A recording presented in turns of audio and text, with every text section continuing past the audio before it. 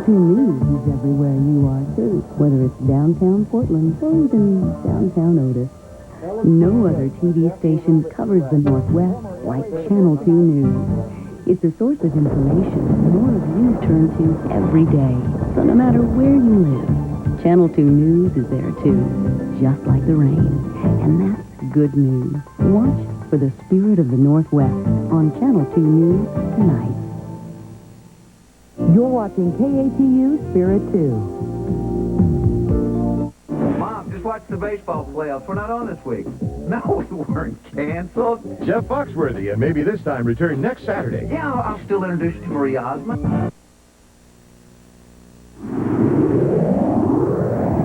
Don Mattingly and the New York Yankees know how quickly fortunes change in baseball. Up one day, down the next. Randy Johnson turned Donnie Baseball into Donnie Strikeout. Without his overpowering fastball, Johnson still punched out 10 Yankees. And as a result, these Seattle Mariners still refuse to die. Norm Charlton of the Mariners knows the lows and highs of baseball. Down one night in the Bronx. And up one night in the Great Northwest.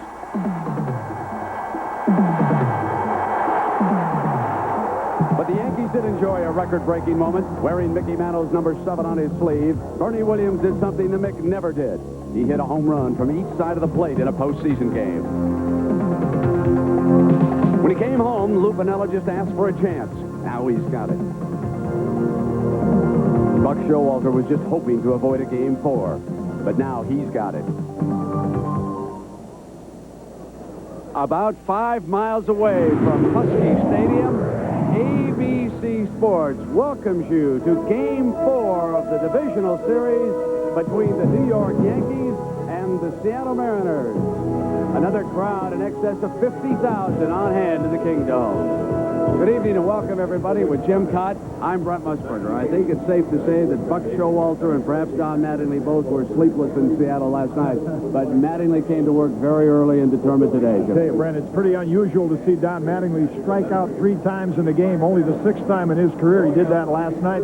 So he comes out about noon today and begins to work on that stroke. He's been a much more effective hitter with that leg kick that he's added. And, of course, tonight, not only Mattingly, but the Yankees will have Wade Boggs, Paul O'Neill, Ruben Sierra is a better hitter from the left side. And you see by the graphic, they are a much better team against right-hand starters.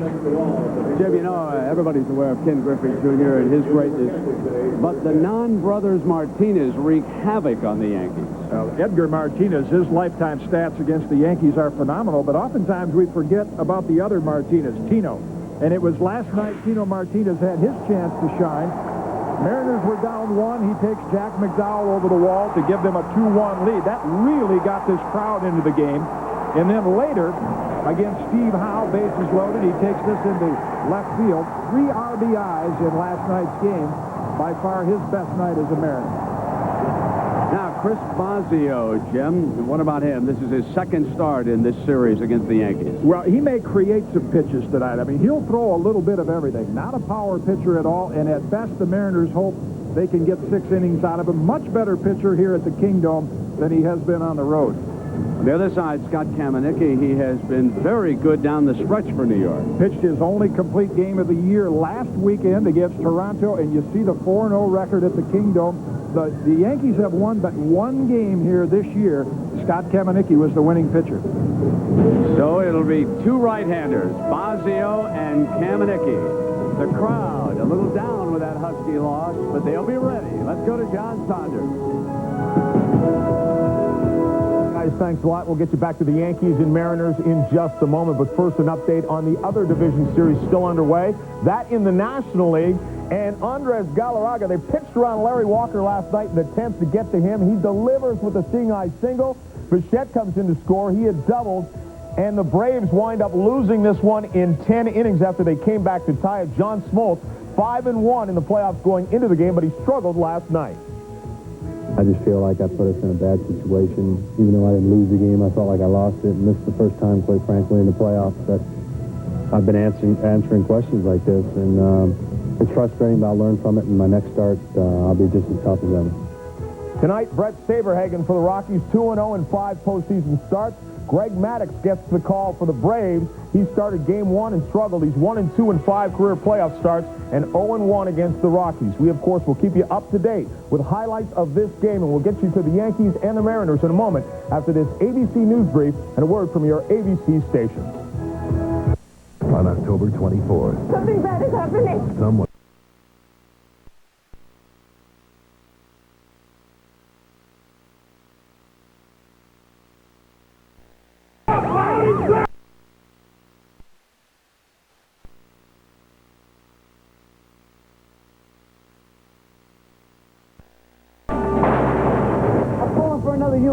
In one decisive moment, the shocking season premiere of NYPD Blue. Viewer discretion advised. And ABC News Brief. Now from New York, Thalia Assurance. Good evening. Pope John Paul II travels to Baltimore tomorrow after a service at St. Patrick's Cathedral in New York City this afternoon. Earlier, more than 100,000 people attended a mass in Central Park cheering the pontiff's condemnation of pornography. And the planned launch of the Space Shuttle Columbia has again been postponed, this time for at least a week. The reason, an onboard computer failure. More news later on these ABC stations. Your local Northwest Ford dealer proudly presents a Ranger for all seasons, starring America's #1 selling compact truck, Ford Ranger, featuring aluminum wheels, chrome rear bumper, and more. Lease a new 95 2.3-liter regular cab Ranger XLT for just $199 a month. Don't miss your chance to experience this all-season performance. Lease a new Ranger XLT today for just $199 a month. Only at your local Northwest Ford dealer. Put your best foot forward and help the Alzheimer's Association. I'm Julie Emery. Join me for the Memory Walk Sunday, October 8th. After the walk, enjoy festivities at Pioneer Square. For details, call 725-1756. Howdy, folks. Cliff here at IHOP with my latest tune. I wake up in the morning, empty feeling inside. I need me a hearty meal, so I take a short ride. I get a big 2-egg breakfast, and it fills me to the top. And now I'm feeling great thanks to my local IHOP. Sorry, folks, but that song's over. What a great crowd. IHOP's Big 2-Egg Breakfast, only $2.99 every day, anytime at your IHOP now. You can sell a guy 2 of our $200 suits for $400 total, which is what he's probably spending on one suit at a department store. I guarantee it. Now open in Lloyd Center, lower level near Marshall's. At the Good Guys, it's the final week of our grand opening sale. This Friday through Monday, you'll save big throughout the store. Check out these Yamaha speakers for just $39 each. And from Sony, a portable CD player or CD boombox, your choice only $79. And every TV is on sale, every brand, every model. And with 0% financing, you'll have no payments and no finance charges for 6 months. Not enough? Well, with our famous low price guarantee, you'll never have to shop anywhere else. Only at the Good Guys, where better doesn't cost more. October is Safe Streets Month. Watch Channel 2 News to find out how you can help. Game 4 of a 5-game series. Congratulations are in order for the Cleveland Indians and their wonderful fans as they settle back to see who they will be playing starting next Tuesday night. Now, here's tonight's Budweiser starting lineup for the New York Yankees. The left-handed hitters are back. Wade Boggs will lead it off. Bernie Williams, Paul O'Neill, Ruben Sierra, Don Mattingly, Deion James out in left. Mike Stanley catching again. Tony Fernandez at short, and Randy Velarde moves from left to second base. So a much more potent lineup here, Jim Cott. Well, they're always a better ball club against right-hand pitchers, but when you face a right-hand pitcher like Chris Bosio, it's a little different challenge. Wade Boggs is only a 200-hitter lifetime. Why is that? Well, Bosio has an assortment of pitches. Really a challenge to these guys to wait on him. The plate umpire tonight is Rocky Rowe. Big fella. You'll be able to pick him out. There's the crew. Jim Evans, the chief. Good umpire down at first base. Now, one thing to remember about Rocky Rowe is he settles in. Folks, he's loud. But he set a short time. I don't know if I can get above 50,000. We're about to find out.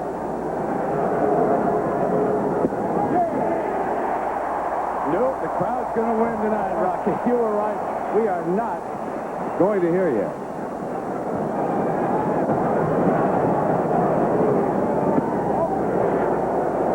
you heard that little ball strike.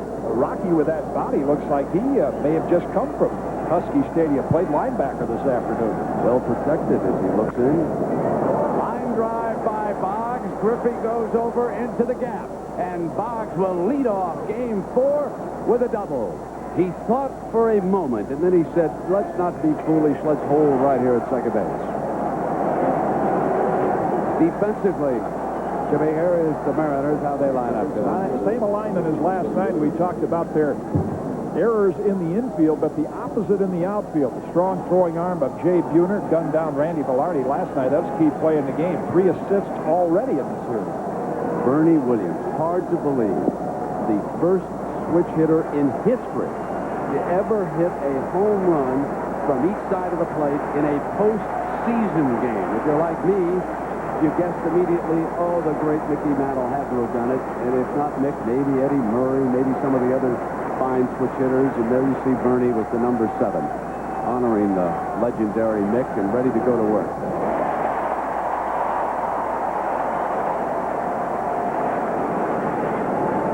Tells you how those seasonal and career numbers sometimes you throw right out the window. Here's a guy that Wade Boggs said very difficult for him to wait on and hit. And he leads off the game with a double.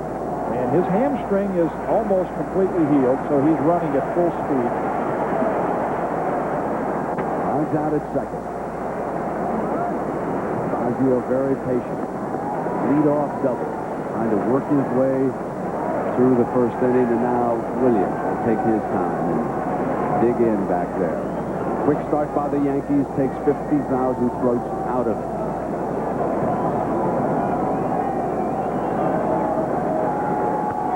Line drive going to fall in right field. Buhner with an arm. He showed it last night. Will come in, and Boggs will hold it third. So immediately a double and a single.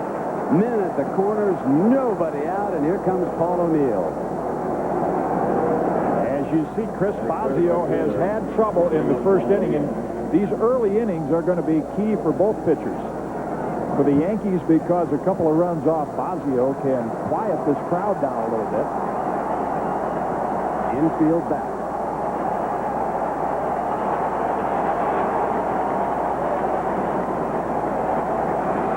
Flowers well off of third base. Soho, step or two towards second with the left-handed hitting O'Neill up.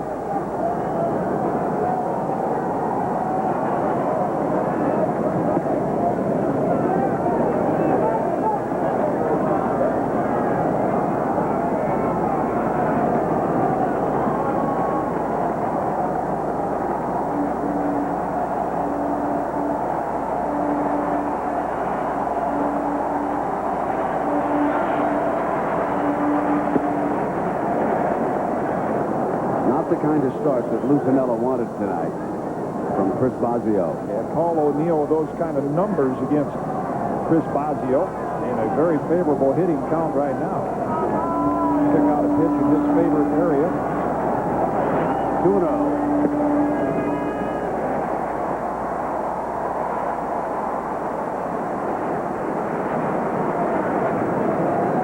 Well, I tell you, we heard Rocky bellow that strike call, didn't we? One of the things about O'Neill, one of the reasons why the infield is back, he has grounded into a lot of double plays this year. And in fact, a total of 25, and that was high for any player in Major League Baseball today. So the Mariners would concede one, but right away, Lou Piniella is going to send a long man sauntering down toward the bullpen, down the left field line. Can't afford to wait tonight. Mariners must win or they're eliminated. Out of play. The game plan, if you can have one in baseball, because you just never know. Jeff Nelson, Bobby Ayala working their way down to the bullpen. Game plan would be about 5 or 6 for Bosio, and then we'd see Tim Belcher. Now the crowd tries to climb in. Get Bosio up on a wave of support if they can. 3-2. Dome time.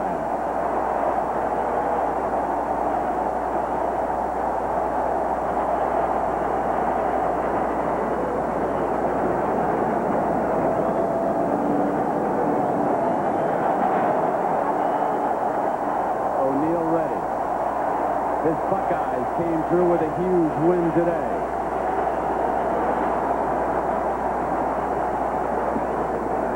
And the bases are loaded with no one out, and Ruben Sierra stepping to the plate. Going to the phone immediately, Bobby Cuellar. As you mentioned, Brett, they cannot wait long, trailing 2-1.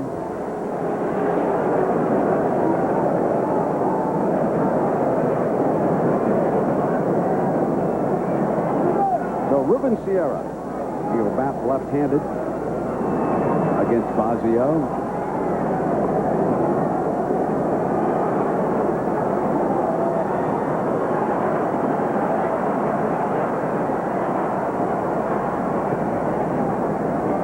Missing outside again here, Jim.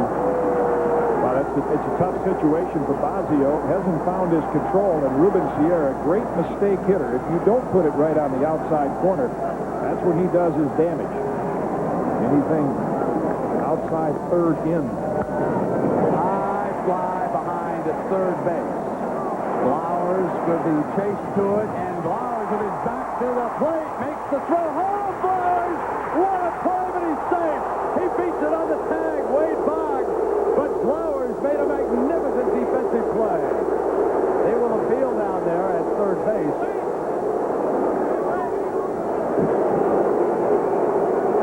I didn't think there was any chance that Flowers would get close with this throw. What a remarkable catch. Doug Strange was in the lineup to start with because of Flowers getting hit in the shoulder blades. Not only the over-the-shoulder catch, but to turn and throw it accurately to home. Great reaction by Mike Flowers, and throws it right on target. Wade Boggs just got the lead leg in. And Rocky Rowe right there on the call. Again, another look at how far Flowers had to go.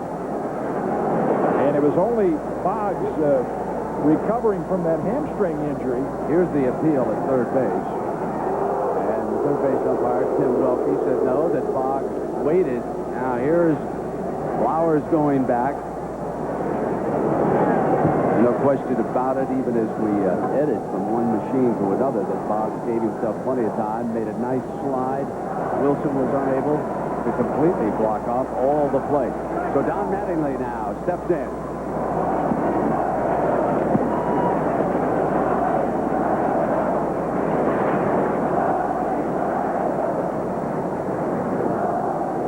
Yankees break out on top here in the top of the first inning of Game 4. If the Yankees win, they will open Tuesday night against the Indians in Cleveland. If the Mariners win, Game 5 right back here at the Kingdome tomorrow night. Mattingly ready now. 1 ball, no strikes.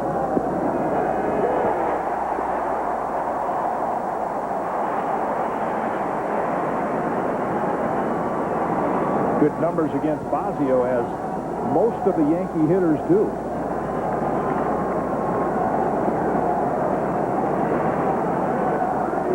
1-1.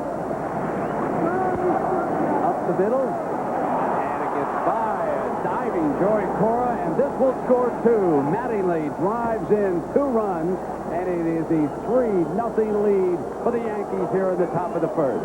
Someone said to us last night, we're going to play an 11-10 game tomorrow night. Who knows? Well, the important thing for the Yankees and for Mattingly coming off that 3 strikeout night, looks like the early batting practice paid off a little bit. You see the great concentration watching the ball hit the bat, and off this live turf at the Kingdome, Cora, with a nice effort, cannot get leather on it. Mella and the Mariners in a deep hole in the top of the first.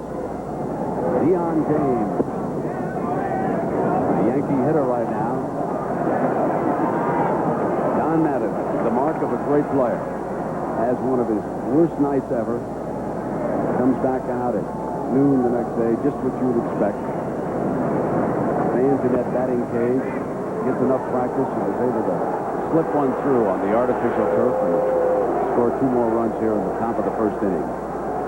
Such a much more dangerous team with the left-handed hitters in the lineup and going against a right-handed pitcher. And I'm sure the Indians take a note of that through the year. The Indians know how well the Yankees have played against them, but also They wouldn't look forward to the prospect of facing Randy Johnson here in Game 1 at the Kingdome either. Every one of the playoffs, I think, was hoping for the big unit to go on an early vacation. 3-0. There is Randy.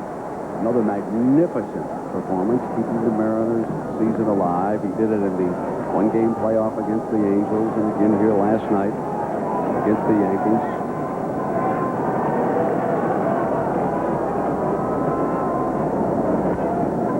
Right, chopper to Cora now. And he'll get Mattingly on the fourth, and then he's forced him to throw it away. So Mattingly, barging into Cora, is able to break that one up, and they cannot complete the double play. Jim, are you surprised that Cora just didn't throw it to his shortstop? Yeah, or the way he tagged him. I mean, Don Mattingly's getting some boos from the Kingdome crowd. That's understandable, but this is exactly what you do as a base runner. See, Cora reaches in to tag him in the midsection, and that gave Mattingly a chance to knock him over. You come in and just make the brush tag, and then you can make an accurate throw. And Joey Cora has had some problems at second base all year, more errors than any other American League second baseman. Of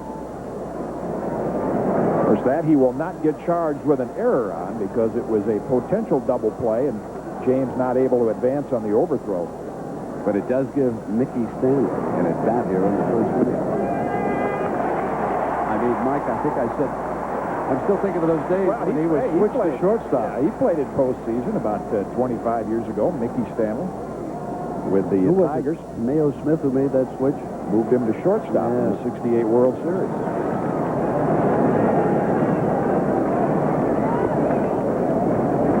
You can see Bosio really feeling his way through this first inning. And if he could get 5 or 6, you could understand that's all they could expect. Only 3 other pitchers in the American League had average fewer innings per start than Bosio. All of his strikes to Stanley. James away from first.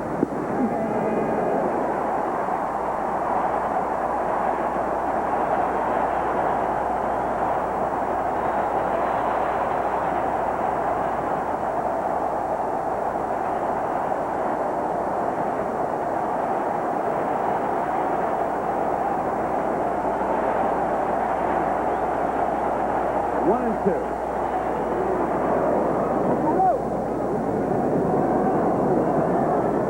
Crowd reaction probably works against Bosio. You know, for Randy Johnson, it pumps him up. Bosio doesn't want to try to throw the ball hard and get a strikeout. He's a ground ball pitcher.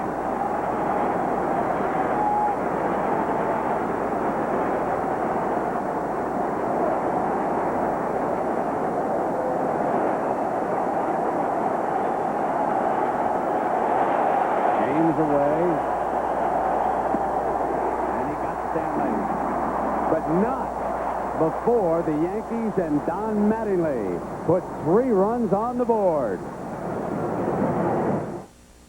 It is where the lofty atmosphere of most luxury cars is.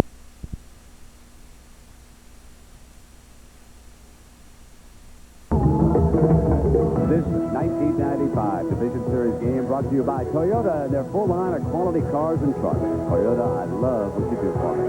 Network MCI, how to get modern communications technology working for your business. And Texaco Clean System 3 gasoline. Now here's tonight's Budweiser starting lineup for the Seattle Mariners, and a familiar lineup indeed. Vince Coleman in that leadoff spot, Joey Cora, Ken Griffey Jr., Edgar Martínez, Tino Martínez, Jay Buhner, Mike Flowers, Luis Sojo, and Dan Wilson, with the veteran Vince Coleman stepping into that left-handed and see what he can do here against Scott Kamenicki. And you said an interesting thing, that Kamenicki somewhat shaky in the first inning, even though he has been spectacular in the month of September and down the stretch for the Yankees. Pitched his only complete game a week ago Saturday, but his earned run average in the first inning much higher. Scott is a nibbler. Now, that was a challenging fastball there, but he tends to nibble, try to catch the corners of the plate, walks a lot of hitters. Ground ball, Velarde on 1 hop, makes the throw. Randy Velarde, those Yankee fans here in Seattle, and Of course, in our region, last night who watched it was Velarde, who was the ghost defensively out in left field, but now they have moved him to second base, and James out in left field with Wade Boggs, who has been spectacular at third base in the first 2 games of this series. He sat out last night. So defensively, the Yankees have been very strong this year despite their problems last night. You see the errorless games in the infield, and Velarde's a good example. He plays solid at shortstop, now moves to second, and that's important because Kamenicki is more of a ground ball pitcher. Joey Cora taking a strike, and so the first 2 hitters that faced Kamenicki got jumps out ahead of him. That Kamenicki is a very interesting story. Has a degree from the University of Michigan. Pretty good looking breaking ball. Missed there that time, but a young man who came from a very poor background, and he was offered a lot of money as an undergraduate, turned it down to get the degree, and he has worked hard for whatever he has earned. His confidence right now, Brent, is sky high. He had the sprained elbow. Early in the season, he was programmed to be the number 4 starter in the Yankee rotation behind Key, McDowell, and Melito Perez. With Key and Perez not even active anymore. Trying to get Cora so Griffey will bat with the bases empty. Cora will try to give Griffey a base runner here as Jr. was shut down last night by the Yankees, drawing a walk and going out 3 times. Griffey lit up the Bronx night back in Yankee Stadium. Anytime you can face Jr. with no one on, it is a huge plus.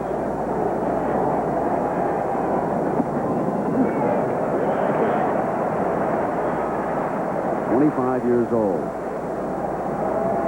One of the really great young players come along. Born and raised to play Major League Baseball." Whoa, Cora. That'll get your attention. Certainly not what Joey Cora is looking for in that situation. And now Lou is using this, I think, to stir things up over there, ladies and gentlemen. He's a riverboat gambler, and he'll play hard. I mean, Cora's right on the plate. I mean, that pitch is not that far inside, but it's right up around the bill of the cat. But Lou will do anything now to see if he can shake him up. And here's a base runner for Jr. Now, they know that Kamenicki is a little bit hyper. He was way ahead in the count. Dribbles the ball off the artificial turf. Mattingly immediately goes over to talk to him to try and settle him down. They do not need nerves here, jangling on that pitcher's mound. They've got a good, solid 3-run lead. There's the failures of Scott Kamenicki in the first inning, ERA over 5. And he's one of the top pitchers in the American League, whichever way you care to look at it, as far as base on ball. He walks about 5 a game. A lot of success with Junior. See, he nibbles, and Junior's an aggressive hitter. He does not like to walk, and he chases a lot of pitches against Kamenicki.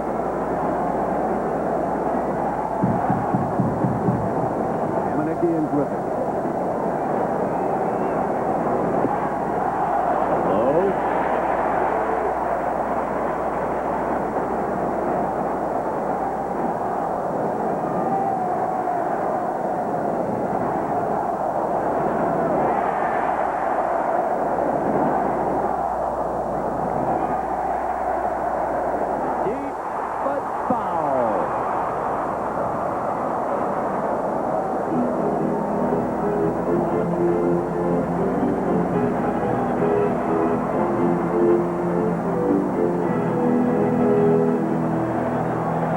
The sweetest looking swing in baseball right now, with the wrist healed and the timing much improved.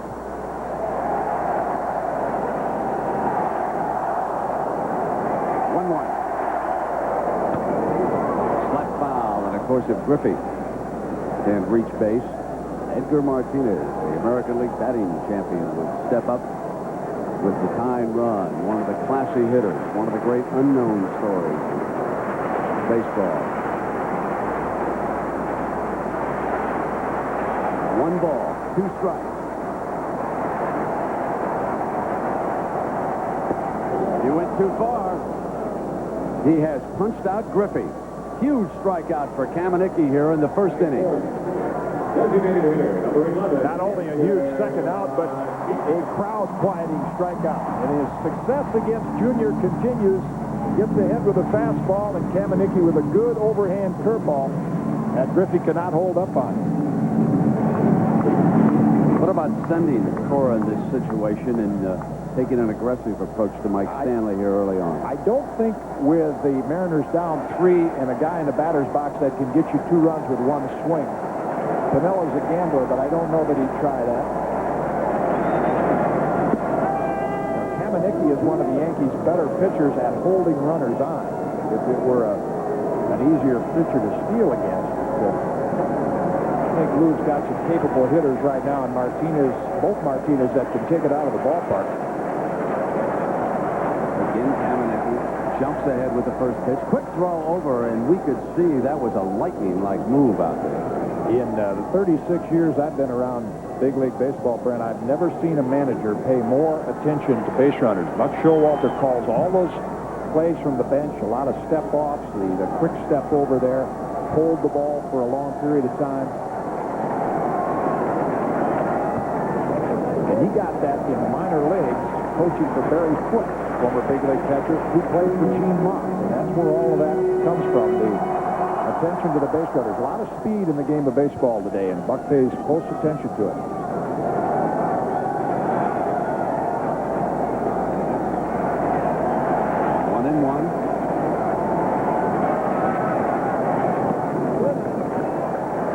Just the way he took that pitch, that's what impresses Wade Boggs when you ask him about Edgar Martínez. He said he can recognize. His pitch recognition is very impressive. He'll see Kamenicki throw 2 or 3 pitches, and now he'll be able to pick out the spin, and that only helps him wait a little longer and make better contact. A great series. 2 balls and 1 strike.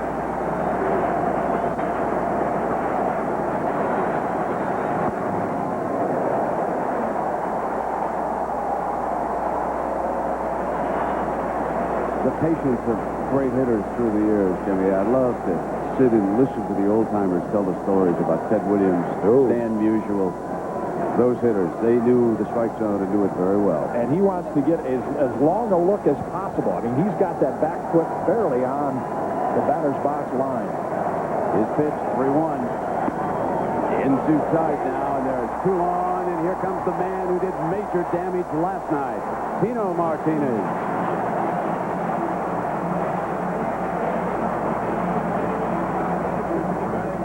First baseman, number 23, Tino Martínez.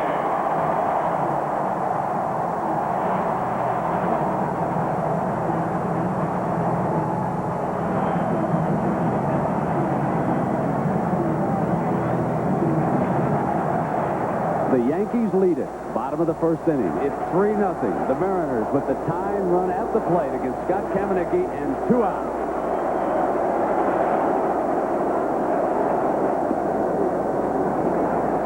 Sometimes the first inning becomes your 9th inning, and that's what this is for Kamenicki. This could be the most important out for him in the ball game. Not only because of the trouble he has in the first inning, his wildness, 2 walks already.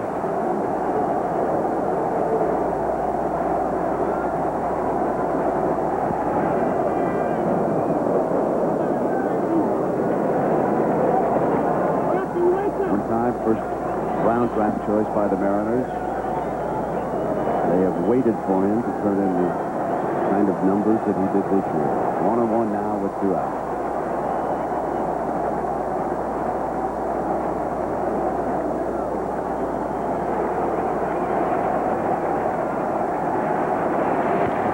Up the middle and a high chop. Fernandez over, makes the throw, and he's got him. And the Yankees and Scott Kamenicki are out of the first inning. The Yankees lead it 3-0. During that timeout, Lou Piniella, Joe Brinkman, and Rocky Rowe continues his discussion on that pitch to Cora. Yeah, it's a pretty animated conversation, and it goes back to this pitch from Scott Kamenicki. Joey Cora's hands are right over the plate. Dude, this ball is not that far inside, but it's near the bill of the cap. And Piniella immediately jumped up, walked over toward Dan Wilson, whose catcher, Chris Bosio, said, hey, if they're going to do that to our hitters, And between innings, he wanted to make sure with umpires Joe Brinkman and Rocky Rowe, hey, if my guy throws one inside, I don't want you to warn him. And right now, the umpires are going to the mound to talk to Bosio. And Wilson now will join them. I mean, the umpire's job, of course, is to control the game and keep this from getting out of hand. Joe Brinkman explaining to Chris Bosio right now. Scoreless in Atlanta, top of the second. What a cutting win that was for the Rockies. Wow. Every one of them. Now, this is going on an awfully long time. And Pinella's going to come out. I don't understand the length of the conversation if it has to do with the knockdown pitch to Cora, because players can usually police that themselves. You know, if it gets out of hand, but this was one pitch a little bit high, barely off the plate.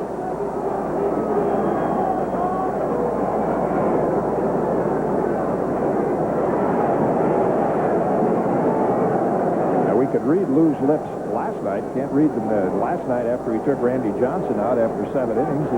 There are times when it's just as well that we can't. That's right. This is what all the excitement is about. Joey Cora leaning over the plate. Pitch inside, knocks him off it. Now they're bringing Buck Showalter out. Rocky Rowe and Brinkman are over on that side discussing with Showalter exactly why the delay and the discussion that's unfolding here at the Kingdome. Meanwhile, in case you just joined us, back in the top of the first inning, Wade Boggs, who took the night off, led off with a double, and the Yankees exploded for 3 runs. Yeah, against a pitcher that Wade Boggs, very unusual, is a 200 lifetime hitter. Overhead view. You see where his helmet is hanging almost over the inside corner. And like so many hitters today, they dive into the ball. So it wasn't that the pitch was that far inside. But Piniella just wanted to make sure that he could instruct his pitcher. And I think right now Lou is using a little gamesmanship. His team is down 3 runs. He'd like nothing better than to get this crowd as riled up as they could get. He needs a little emotion so that the team and the fans it takes a little. The Yankees have done what they had hoped they could do tonight. Jump ahead with a quick lead here in the Kingdome. And shortstop Tony Fernandez, batting left-handed, steps in against Bosio, and he takes the ball. Bosio has been off the strike zone. He has not been throwing strikes. Falling behind the hitters, and this one's going to go out of play down the left field line. It's a typical first inning for both pitchers, but Kamenicki was able to get out of the first with a nice play by Fernandez. Bosio didn't fare as well, Mattingly getting the 2 RBI single.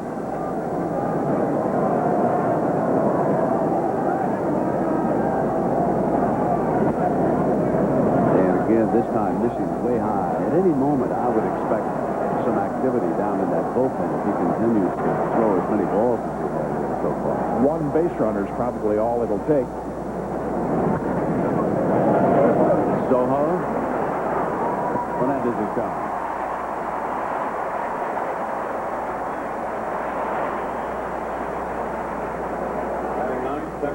Well, here comes the handiest Yankee of them all, Randy Velarde, who wore the goat horns last night because of not only that bad throw we alluded to, but also some base running, which may have taken the Yankees out of an inning. He turned too wide at second base, went too far towards third, and Jay Buhner cut him down from right field. But on the whole, Randy Velarde has been one of the most valuable players in pinstripes this year, playing all over the infield, some outfield again last night, and he has hit well, even though he's been battling a bit here in the playoffs. There's a nice breaking ball from Bosio.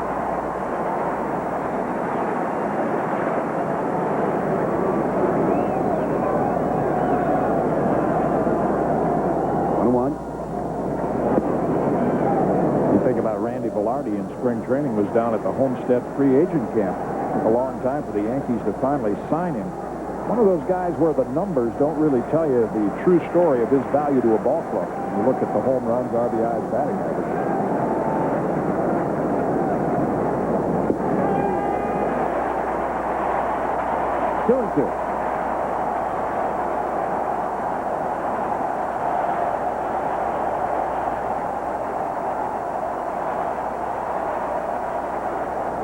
Even down 3, you got to believe.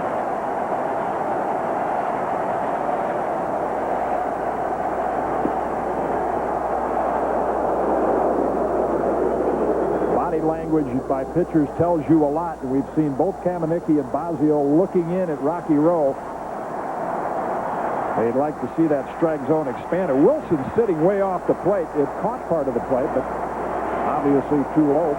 Might have obscured his view on the inside. He's set up so far wide, hard to tell for sure. And now Velarde is on with 1 out. That's what the Yankee lineup does so well, Brent, and a lot of the credit goes to Rick Down, their hitting coach, but a lot of it to the guy in the batter's box right now, Wade Boggs. They watch his approach. They see him take pitchers into deep counts. It's helped Bernie Williams. It helps Randy Velarde, as it did in that at-bat right there. They watch the way this guy hits. Still intending to play for a number of years. When you ask Wade Boggs how much longer, he will tell you 3,000 hits. That's a goal of his. He will also admit, as he has to you, Jim Cott, that if he winds up closing out his career as a first baseman, it wouldn't shock him somewhat. First baseman / designated hitter.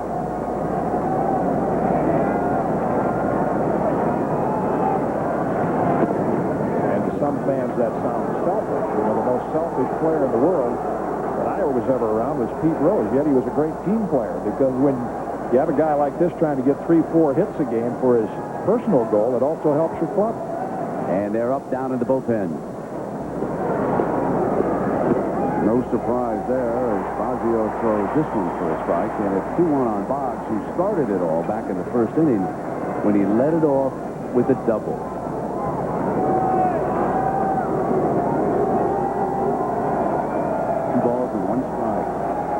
Away from third. The Yankees up by 3. Top of the second.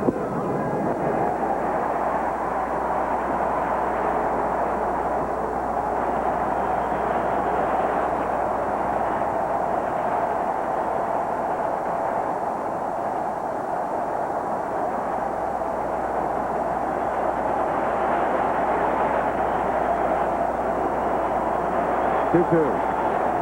Slapped it. Cora. Soho. Double up. 4-6-3. Yankees gone, but they're up by 3. Mariners 3-0, needing 1 victory to advance to Cleveland. Those of you who watch college football this afternoon know what an incredible upset Saturday this was. Still hard to believe that Kansas could go in and knock off Colorado, scoring 40 points. And that Northwestern could march through Ann Arbor and beat Michigan. Bottom of the second now, Jay Buhner slaps one foul and out of play. But you had the right horse. No question. No question. Cigar.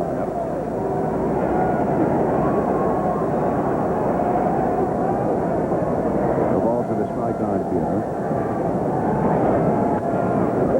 Ground ball.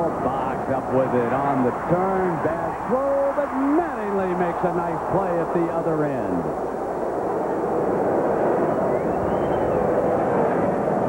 Gold Glove last year, Wade Boggs has really improved as a fielder. Limited range with that hamstring, but sure hands. And on the other end, they knocked down Mattingly all year because of his lack of power production.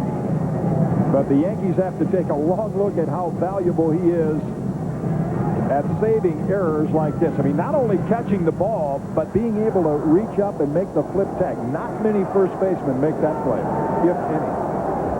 Mike Flowers steps in. 1 out here in the bottom of the second inning. The Mariners trail it by 3. And Jimmy, as we look at what's happened here, the Yankees jumping ahead so huge, the crowd has to force itself into the game. The Mariners perhaps down a little bit, giving up 3 quick runs.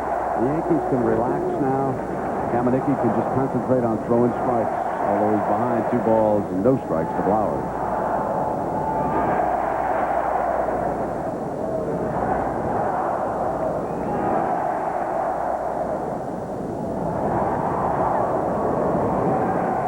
One thing Scott Kamenicki, since coming off that elbow injury from early in the year, as he's logged more innings, his fastball is a lot better than most American League hitters realize. He'll get it up there in the low to mid-90s, and he's pumped up today. It looks like he has an exceptional fastball.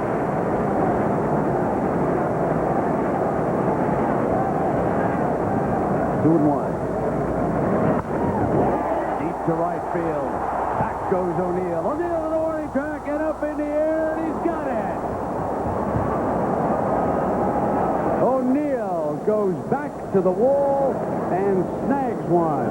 The strength of the Yankee team is the way they catch the ball. For a while, the Yankees thought about playing Ruben Sierra in right field. That didn't work out. O'Neill at 6'5", times the leap perfectly and comes down with the ball. Now, ladies and gentlemen, that would have not been a home run. That is a solid wall. That's a pad there in front of it. Some of you watching games from the Kingdome for the first time, you might think that there is a wall there. There is not. If we take a look out in right field with Luis Sojo in, it is a very high wall there that you have to hit for the home run. That is almost solid all the way down. So with 2 out, Sojo up here in the bottom of the second inning on a count of 1 ball and 1 strike. There is the look at it. I know it can be a little bit deceiving when you first see it. You think that perhaps there's distance between that and that other wall, but there is not. In fact, that solid wall contributed to Ken Griffey's broken wrist. There is exactly where Griffey struck that wall. Right there. Count those 2 small panels right there on that crease. And the solid wall is right above there. Just look how faithful that was. Just a few feet over the other way, and it would have given, and he probably would not have fractured his left wrist. As it was, Jim Cott, you have spoken to him about the plate and the screws that are in that wrist, which will be removed at the end of the season. He doesn't have complete flexibility in that wrist yet, and the screws will be taken out as soon as the Mariners are done playing. As far as swinging the bat, it gives him no problem because that bottom hand is what's so important to a hitter. The top one kind of goes along for the ride. If you push it, if you really push, June, he will tell you deep down he's pulling hard for the Cincinnati Reds in the National League. Right. Slaps one, base hit off Velarde's glove, and this may give him a second base. No, he'll have to hold up. The ball ricocheted off Velarde's glove. Bernie Williams dashing in from center field, but it changed direction completely. And Soho holds. Good effort by Velarde, but this is a very bouncy live turf here at the Kingdome. And as that caromed into short left center, Soho thought about second base. No gamble with the Mariners down 3. So catcher Dan Wilson digs in here for the Mariners in the bottom of the second and a couple of outs.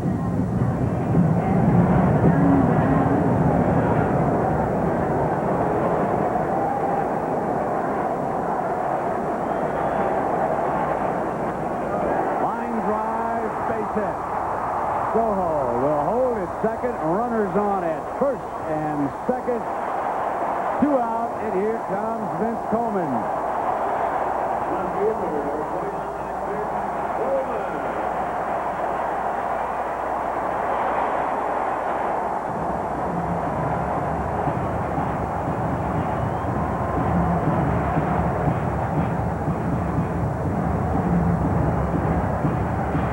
Some of you will get see Wilson go down and get that pitch. Lou Piniella got him in the trade from Cincinnati because of his catching ability. He's really improved as a hitter.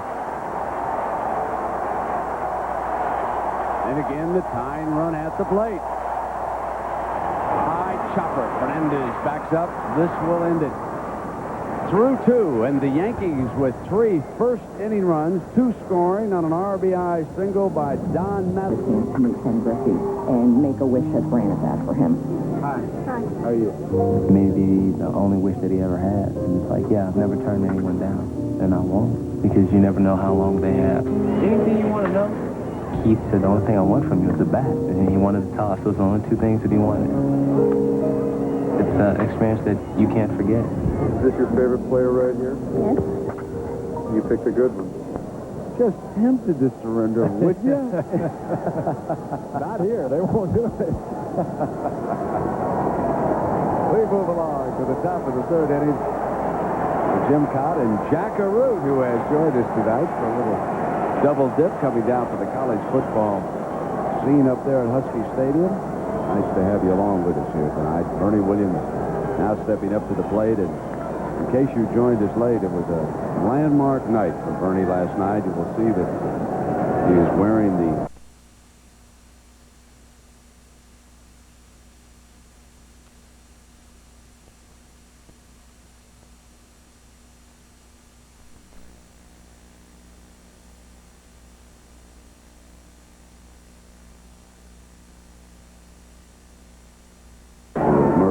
several years. Very nice, soft-spoken young man, isn't he, Jim? He certainly is, and he's developed into one of the better center fielders in the American League.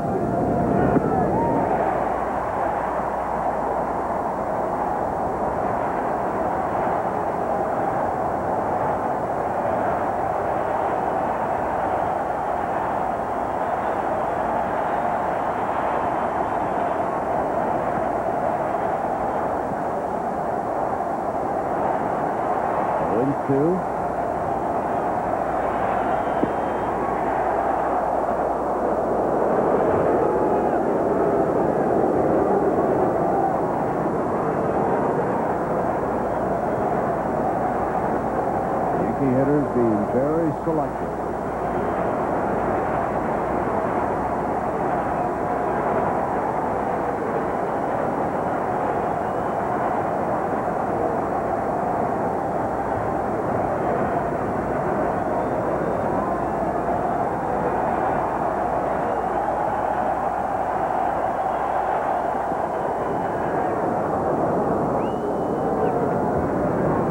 Energy does it take to be a fan at the Kingdom? I mean, they rise and fall with every pitch once that pitcher gets a two-strike count.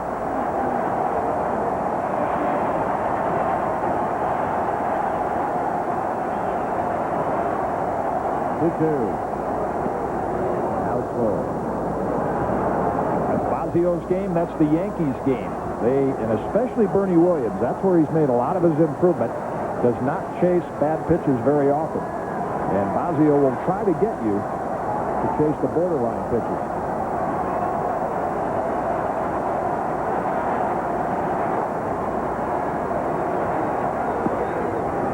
And Williams with a leadoff walk. John Saunders, how about the Braves and the Rockies? What's going on with that one? Well, Brent, Greg Maddux is automatic in the regular season. Postseason, it's something different. With 2 runners aboard, Dante Bichette drives this one out of the park to the opposite field. The 3-run home run. The Rockies trying to stay alive, up 3-0. Brent and Jim. And again, you don't need rare air if you can hit it like he can, huh? Would that be a shocker if they could beat Maddux and force a Game 5? Now Williams away from first. Paul O'Neill, the Yankee right fielder, goes up. He walked and scored the Yankees' 3rd run back at the 1st inning. It gets late early because Jeff Nelson is a late inning reliever. But here in the top of the 3rd, Lou Piniella will make that move in a hurry.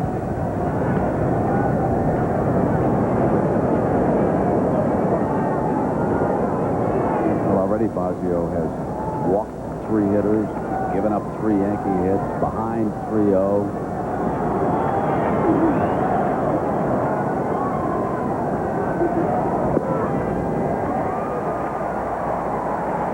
These pitchers are similar in that they give you the idea they're about a pitch from being knocked out of the game, and yet they both have shown the ability to make that one to keep them in the game.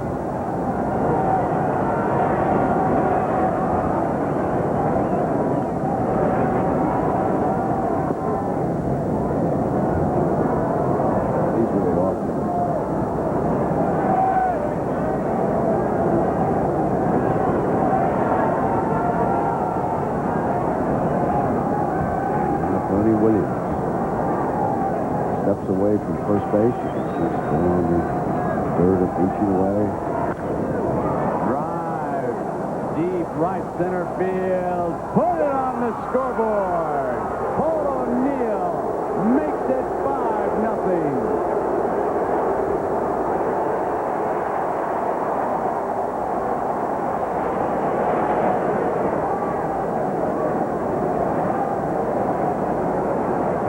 Will be all for Mr. Bosio. Entirely different lineup when a right-hand pitcher's on the mound. And now Paul O'Neill, Wade Boggs, Bernie Williams from the left side, and O'Neill, a 500 hitter against Bosio, caps off Bosio's afternoon.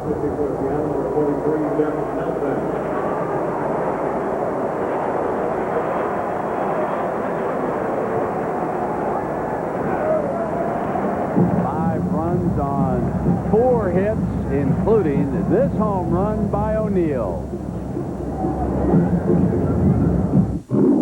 The critics agree. Doesn't everybody? Award goes to Jackaroo down here from Husky Stadium.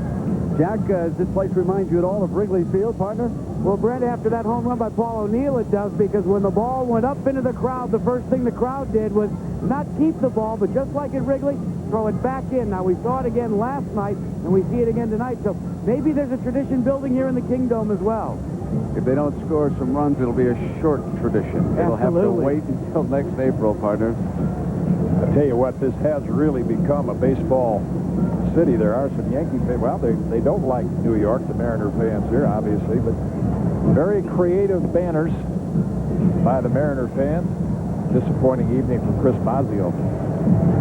This was a very disappointing evening so far for Seattle sports fans. In a period of about 45 minutes, Notre Dame recovered a botched snap on a punt, quickly punched it in for a winning score, then intercepted a pass as the Huskies were driving down the field for a field goal, put them out of their misery. Then the focus was here to the Kingdome, and the Yankees put 3 on the board in the first, and O'Neill hammers 2 more up with that home run of his. And now Ruben Sierra will step in against Jeff Nelson.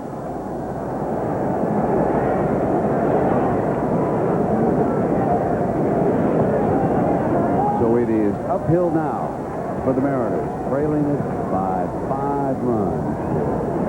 Coach Robinson reaching that milestone. What an unbelievable career he has had. Slaps it right back to Nelson.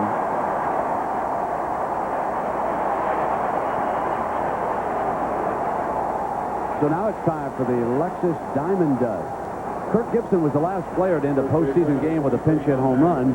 Who was the first of 4 players to do so? And we'll have that answer for you in the bottom half of this inning. Now that I think of Grambling, and I suppose I shouldn't mention this without checking, Gerald Williams. Did he attend Grambling? Oh, he did, yeah. So Don Mattingly steps in, coming off of one of his more disappointing evenings. He has already driven in 2 runs here tonight with a single.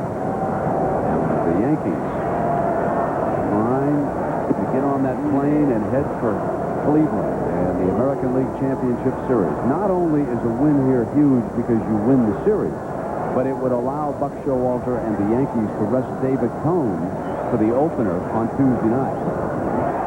So the Indians and their fans have been rooting hard for the Mariners here in this game, but it's 5-0 Yankees right now. And that's the surprise head graphic. The Mariner bullpen has been solid all year, but not in the division series. 1-2, line drive, base hit. Mattingly 2 for 2. This one will go down into the corner. Buhner up with it. He's got a chance. Got the arm, and Mattingly's in with a double.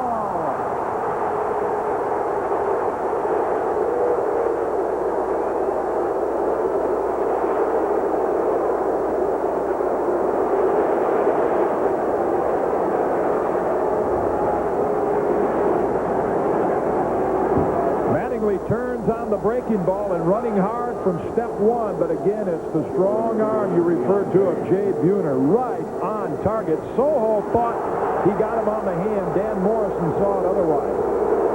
Very creative head-first slide by Mattingly to avoid the tag. Watch how Buhner plays it perfectly. Already 3 assists in the series. I'm wondering if Morrison was watching the glove and the ball, or was watching the hand go into the bag, and that view of it. If he made contact, he was out. But in Dan Morrison's eyes, maybe he didn't make contact with him, patting his shoulder.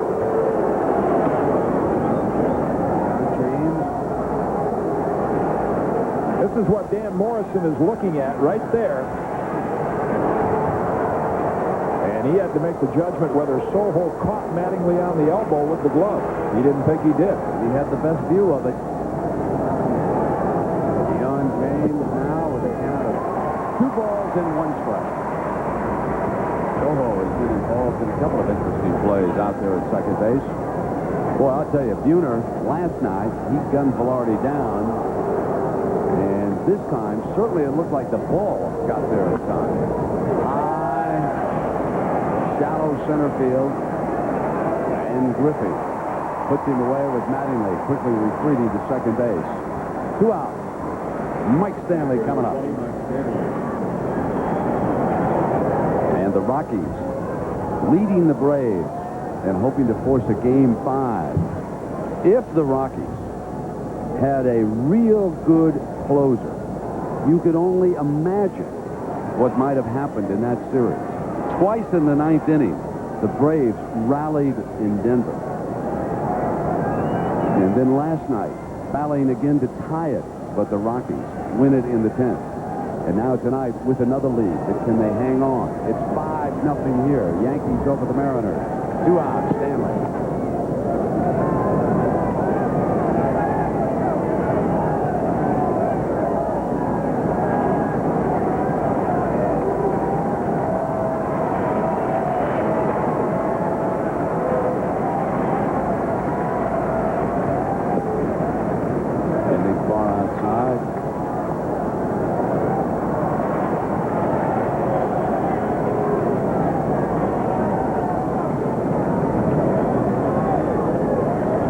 Pitcher, low ball hitter. You see, that's Stanley's success against Nelson, 300.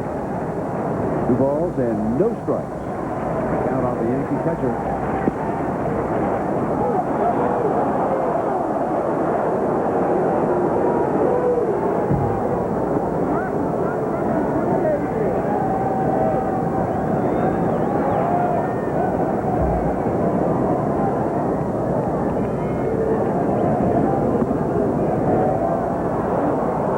Second and 2 out.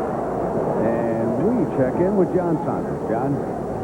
Brent, the Braves down 3-0 to the Rockies. Brett Saberhagen facing Chipper Jones, and what a playoff for the rookie here. Dante Bichette dives, but he can't come up with it. Grissom is in.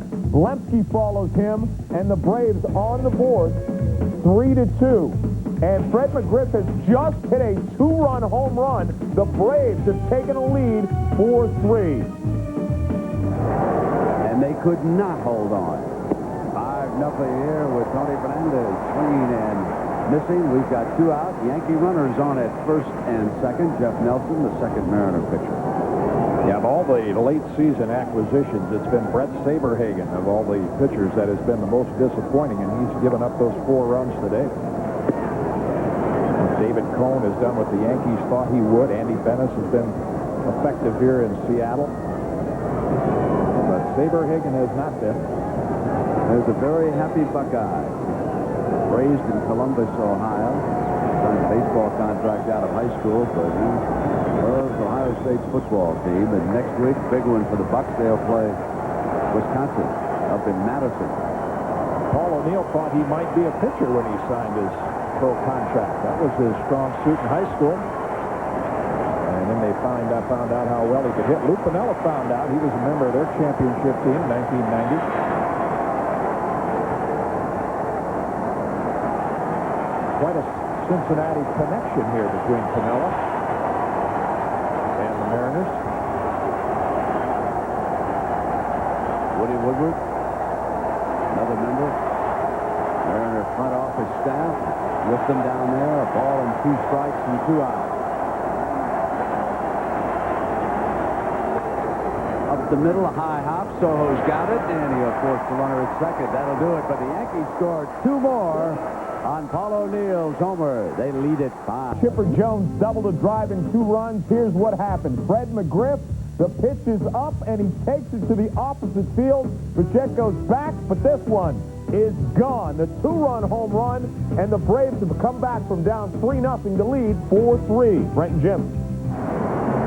So perhaps when the fans hear, John, hear about that comeback at Atlanta, maybe they can mount one. They trailed the Yankees by 5, but it says here historically it's not going to be easy. The Yankees lost only 1 game this season in which they had a 5-run lead. That was back on June 20th in Baltimore. Led it 7-2 and lost 8-7. But 5 runs ahead is usually enough. And now it is Joey Cora, Ken Griffey, and Edgar Martínez up for the Mariners here in the bottom of the 3rd inning. Cora on a bunt, drags it down to Mattingly. They're going to have to hurry. Base hit. Cora bunts his way on.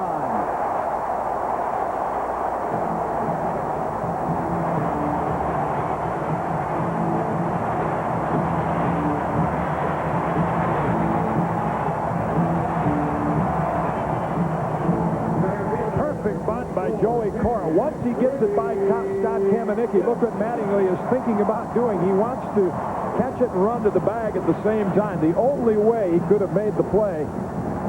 And a well-placed bunt by Cora to start the Mariner 3rd.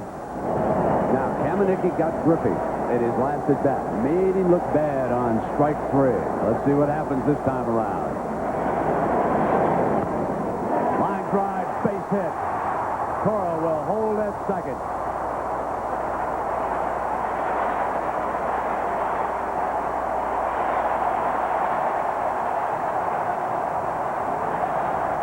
And now it's Edgar Martínez.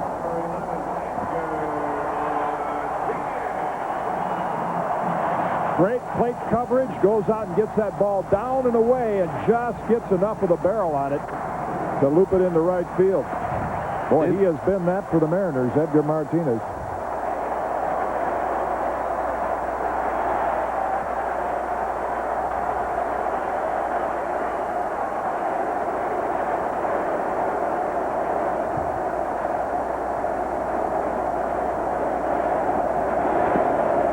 Right on that outside corner.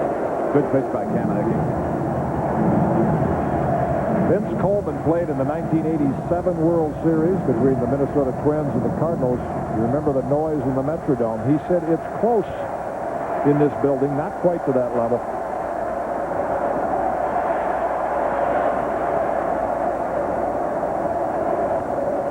Deep to left field. Edgar Martínez, deep. Put it up. It's 5-3 on the Martínez home run.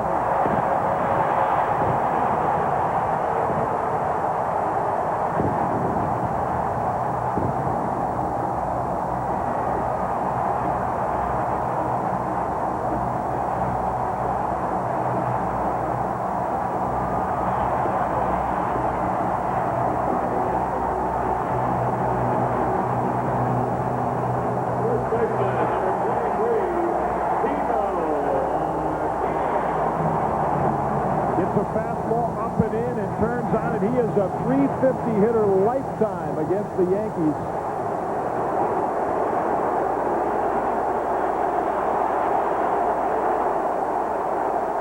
Tino Martínez steps in. 5-3.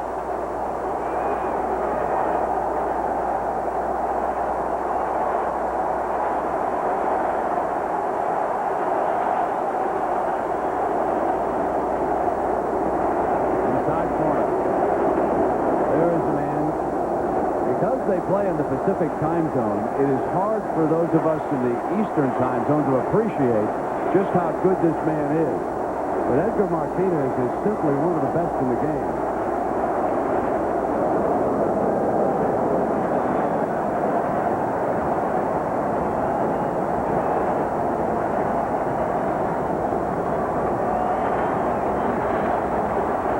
A ball and 2 strikes. Nobody out. Don't overlook Joey Cora's bunt single. The leadoff man on. Griffey slapping the first pitch for a single, and Edgar unloading. And now Kamenicki taking his time ahead in the count, a ball and 2 strikes.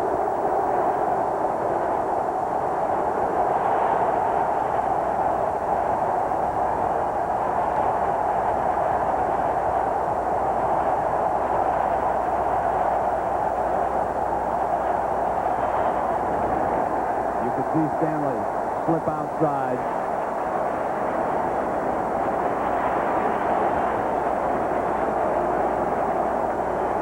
Crowd will rise again.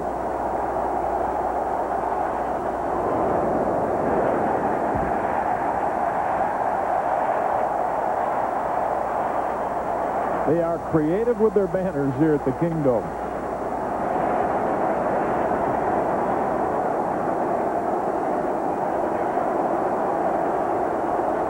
Two. Up the middle, base hit.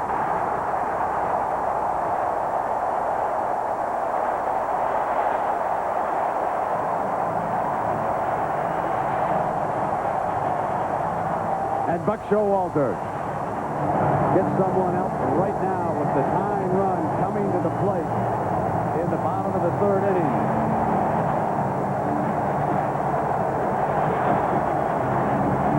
Martínez continues his good hitting, and that's a trait of the Mariner hitters. Really cover the plate well. That pitch is down and away and right at Kamenicki's head. Marty Contreras, the Yankee pitching coach, just buying a little time. You can go out there and say, hey, settle down. That's impossible to do under these conditions. Bob Wickman, again, normally used in the latter part of the ball game. Buck Showalter has him up here in the third. He wants to do everything he can, Buck Showalter, to avoid having to use David Cone tomorrow.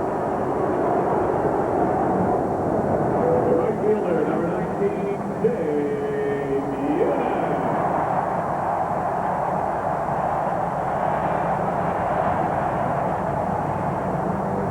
Many of you are aware of the Buhner story. One-time Yankee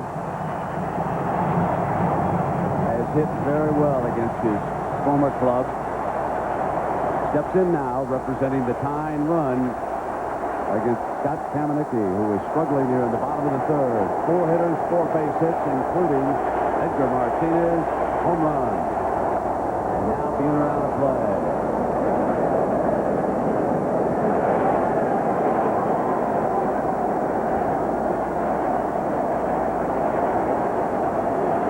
So there are 2 players who are in the lineup who moved from the Yankees to the Mariners.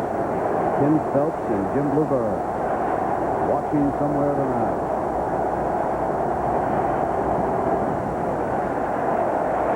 Fan sure got over that Husky loss in a hurry, didn't he?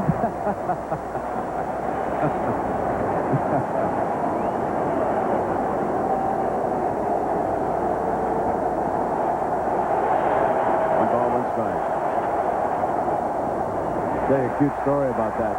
Dennis Erickson, the Seattle Seahawks were struggling a bit. He ran into some of the Mariners, Lou Piniella, and he said, hey, I hope you guys keep on winning. Taking a lot of heat off us right now. Oh, they have. Best September in their franchise history. That's 2 balls and 1 strike. Buhner ready.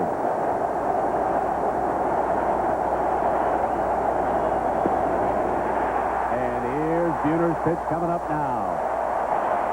And you wonder how long Buck will wait. Kamenicki is nervous.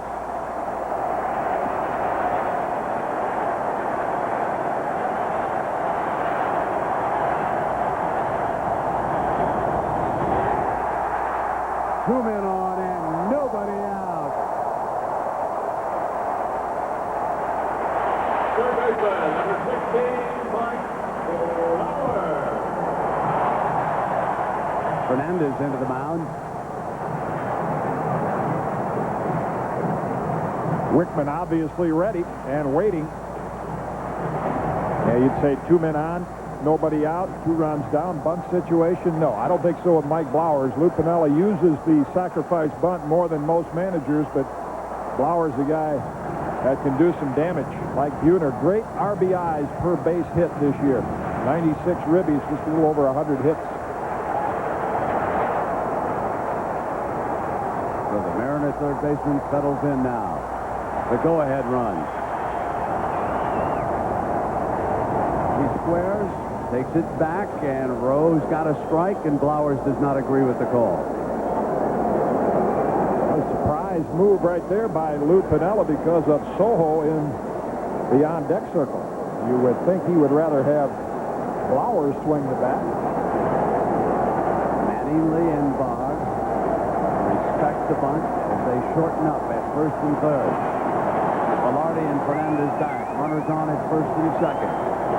Squaring again, and this one outside and low, and a ball. Kamenicki was going to appeal on it, but Flowers did not go after it. Of course, Piniella, the wily old veteran, after 2 attempted bunts and a 1-1 count. Don't be surprised to see him take it off and let Bob Flowers swing away. And that is probably racing through Boggs' mind right now. But he's going to put it down again. Going to make Boggs make the play. The sacrifice is a beauty. Velarde with the put out.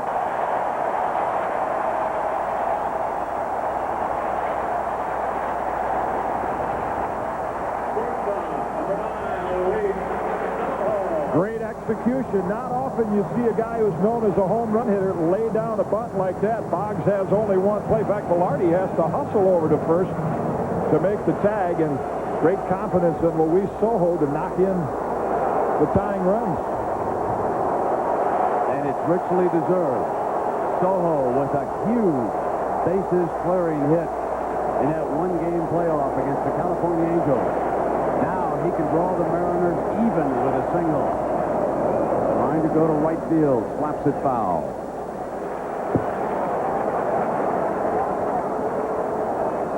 Infield is back for the Yankees, although Boggs has shortened up just a little bit, not quite even with third base. You can see back in the middle, Mattingly well off the bag for Sojo. Sojo went down that line against Mark Langston.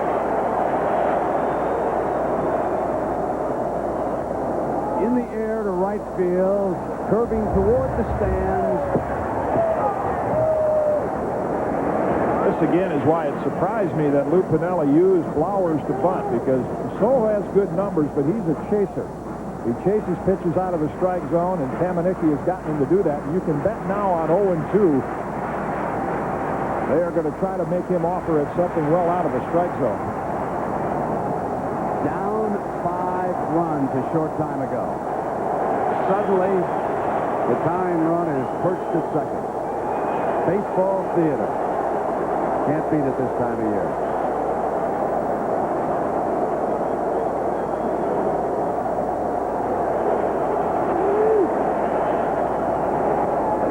Line drive, center field. Bernie Williams is going to make the catch, but the Mariners tag up and score again.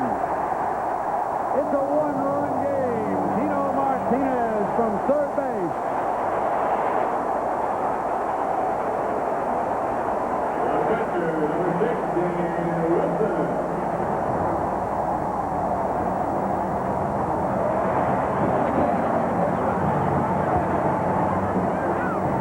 So the sacrifice bunt sets up the sacrifice fly.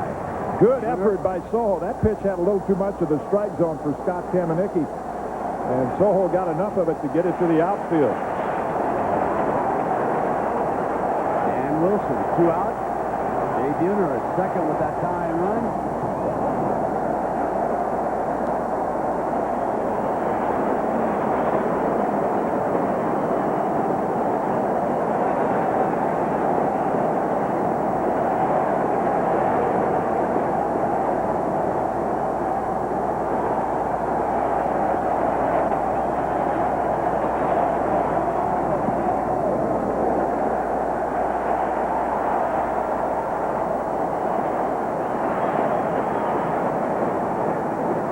Coleman would be next if Wilson draws a walk or reaches base.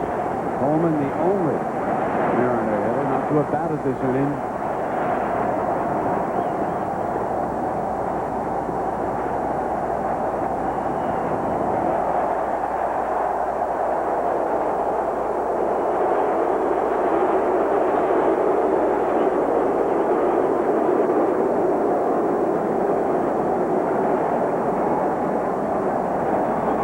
Do you turn him loose at 3-0? I don't think Dan Wilson.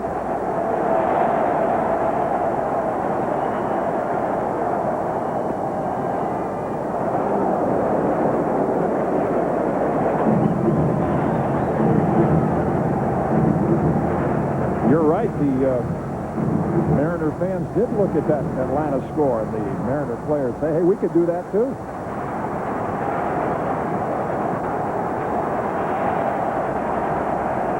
Three and one to Wilson. Ooh, that just missed. Kamenicki and Stanley both wanted that corner. That pitch was real close, folks.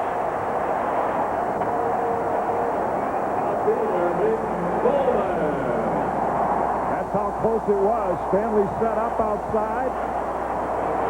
And Rocky Rose said just off the corner, or maybe a little high. So here comes Vince Coleman. Loves to play on artificial turf, as you're well aware. A man who has resurrected his career here in Seattle. And a chance to draw the Mariners even.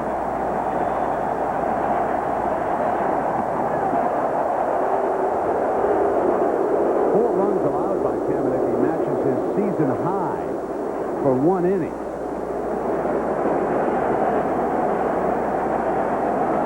It has been a struggle.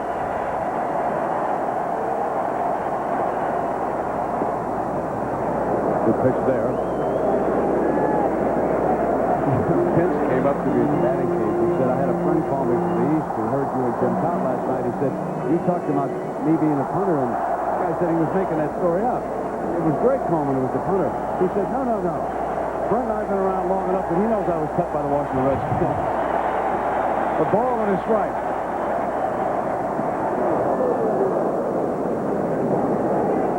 Greg Coleman is his cousin.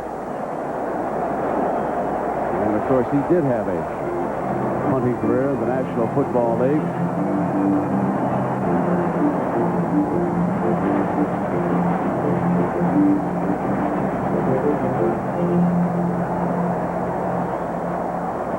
Ball and two strikes now with two out.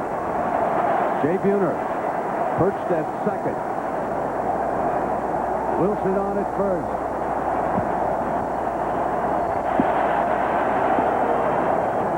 Swung at a bad pitch, and that took Kamenicki off the. So Vince helped him there, and we'll return with the divisional playoff. It's the Yankees and the Mariners after this from our ABC station.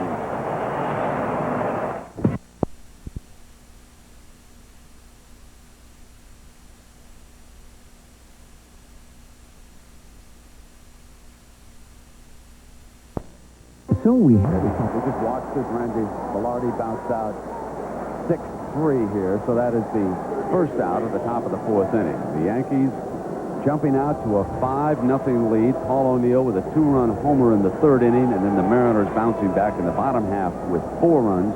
We now have a 1-run game here. Wade Boggs, who doubled in the first inning, grounded into a double play in his second at bat, steps in against the second Mariner pitcher. This is Jeff Nelson. Chris Bosio started the game in a very untidy line. 2 innings, all he lasted. 5 runs, 4 hits, walked 3, and struck out only 1. But the Mariners have climbed back into it, and now it is Boggs.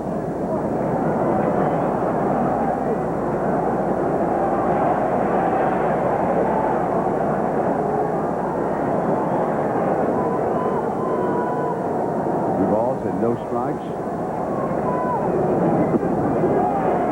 Got the high strike.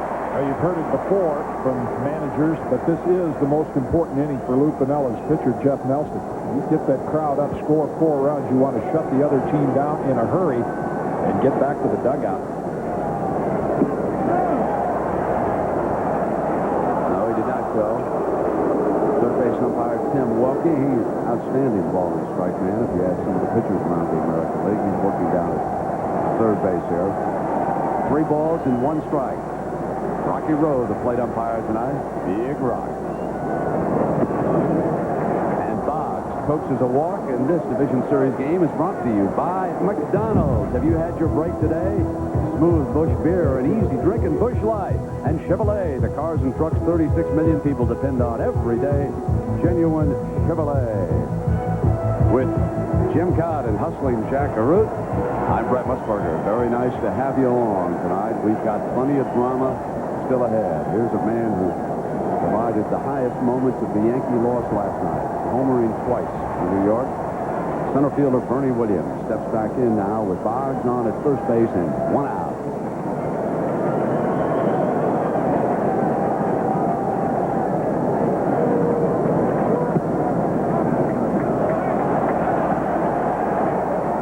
Cleveland Indians are loving every pitch in this game. They'd like to see these games go about 14 innings apiece, use all the pitchers. And what they want to see most of all is a Game 5 tomorrow. Watch David Cone pitch for the Yankees in case New York wins it. Who knows? Now they gave him, he caught the outside corner with that breaking ball. Williams not happy with that call. Backs away, and now he'll stand back in with a count of 1-1.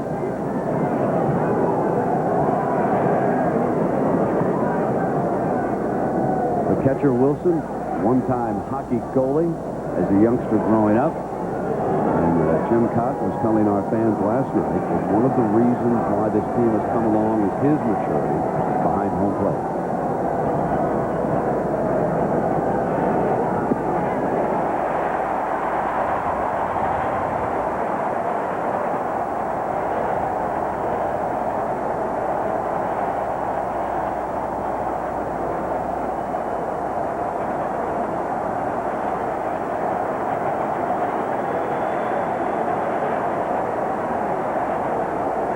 One ball, 2 strikes, and 1 out.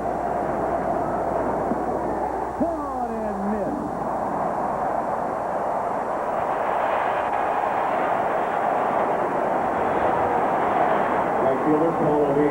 Well, our Diamond Dust quiz for Lexus. Kirk Gibson, the last player to end a postseason game with a pinch hit home run. Who was the first of 4 to do so? You knew it all along. Oh, you folks in Cleveland just winced. Did he have to show us that? Anybody but Dusty Rhodes. Get that off the screen. Oh, my. What a painful memory. You're a Tribe fan, but what a season this has been. New field, great team, and here comes Paul O'Neill. His home run represents the difference in this ball game. Yankees 5, Mariners 4.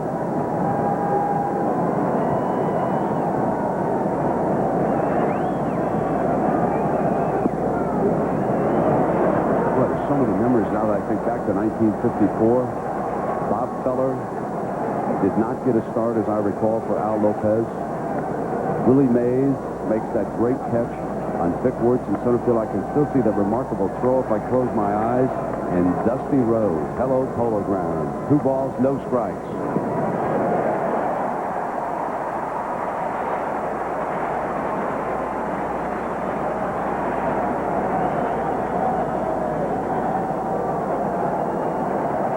Now 2-1. Boggs away from first. Beautiful breaking ball. Whoa, did that have a little snap on it?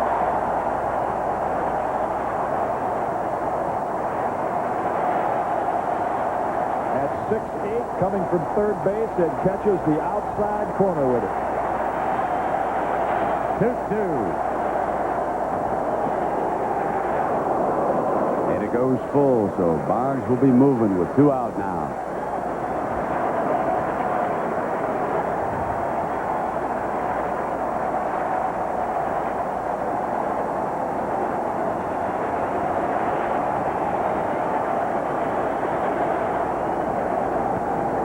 Breaking ball hit up the middle for a base hit, and on the move, Boggs will take it over to third base. Yankees on at first and third, 2 out, and here comes Ruben Sierra, who has not been dancing out here in Seattle so far. Jimmy, he's been rather quiet.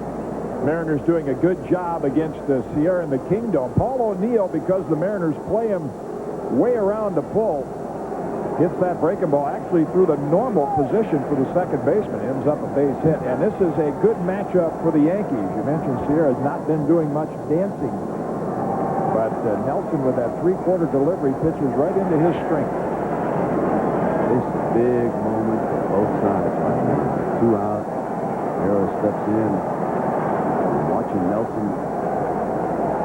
Hard breaking ball that he's throwing. There's one of them. When you're a right-hand pitcher and you throw 3/4 to sidearm, the left-hand power hitters, you have to be very, very fine and catch that outside corner. Anything comes in a little too far, it's gone.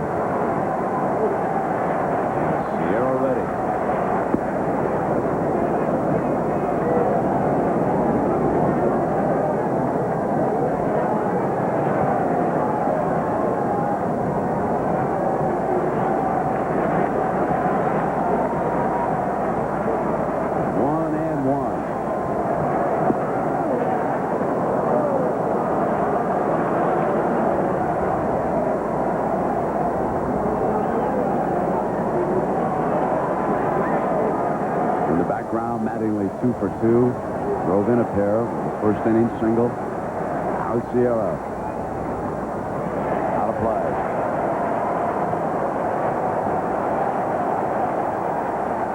And activity down in the Mariner bullpen.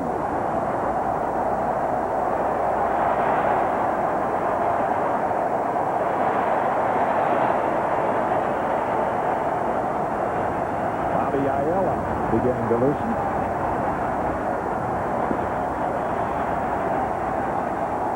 It's 2-2. 2 out. Yankees on at first and third. Their cleanup hitter, designated hitter, Ruben Sierra. Send it full.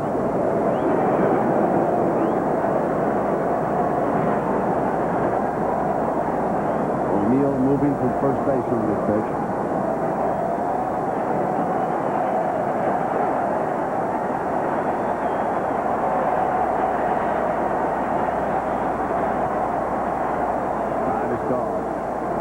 Decision time. You mentioned Dan Wilson's maturity. He's really trying to think through where they'd like to throw this 3-2 pitch. Might be the most important pitch for them in the game. He may have looked over to the dugout for help on this call. He had glanced over, and now he has gone back to Nelson. They were going to try to catch O'Neill asleep, but he didn't even budge from first base, even though he'll be moving. But he'll be waiting for Nelson to commit. It's 3-2 and 2 out. Got him!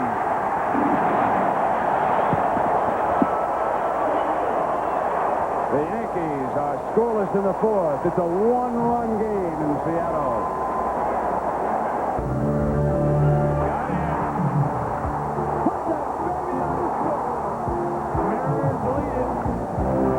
0 for 14, and the Cleveland Indians will advance.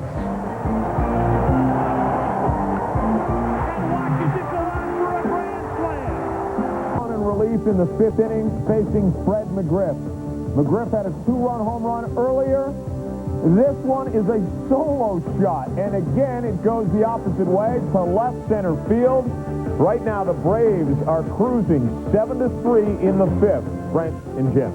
Well, down here, John, it's a one-run game. Scott Kamenicki's still in, bottom of the 4th inning, and here is the Mariner who started it all in the previous inning with a beautiful drag bunt.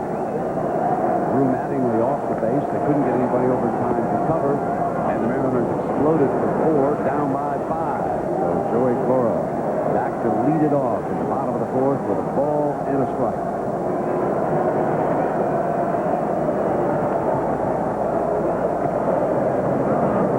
It's interesting how deep Kenny Foutsar, the director down there, looking at his monitor bank, noticed that Mattingly and Velarde are still back. It's live turf. Yeah, it's live turf. Has a lot of bounce to it. You can't play too shallow here. So 2 balls and 2 strikes.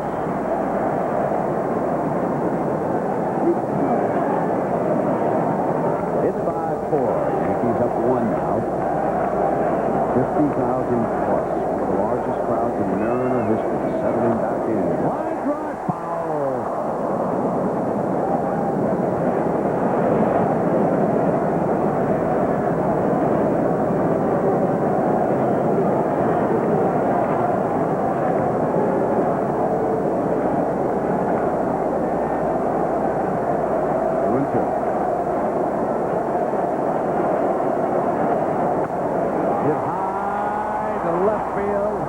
Drifting back is James and his line.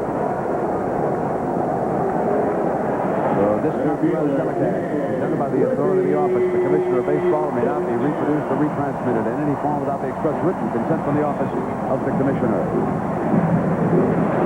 The divisional playoffs, Game 4. If the Mariners come back and win, there will be a Game 5 here tomorrow night at 4 Pacific time. But if the Yankees win, they will head for Cleveland, and the American League Championship Series opens up Tuesday night.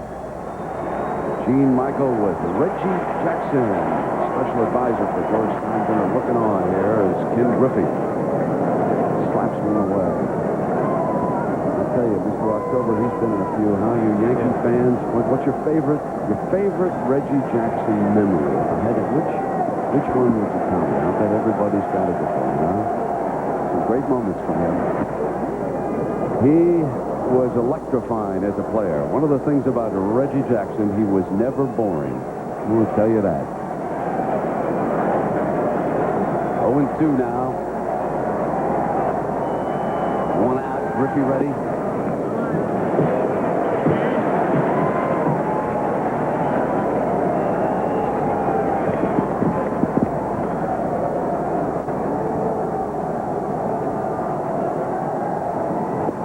Didn't get it. He has struck Griffey out twice, but in between, Griffey's single set up the dramatics for this man.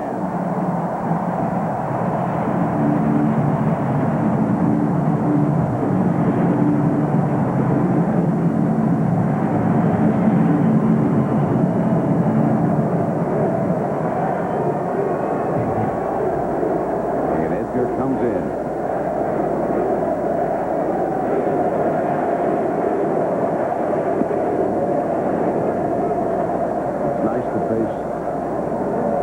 Griffey and Edgar Martínez without any base runners.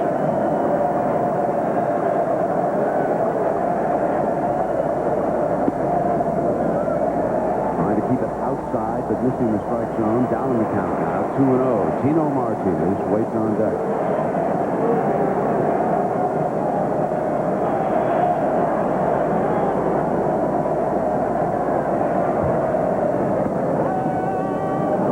Edgar not happy.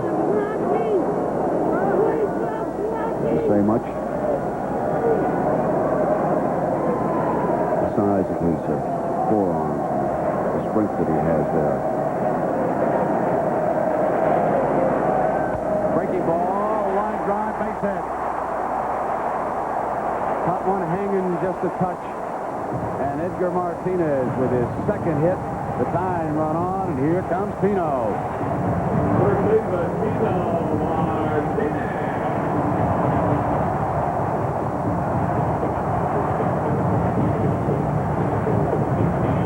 Don't get by with many breaking balls in the middle of the zone to Edgar Martínez. Yamanicki didn't get by with that one.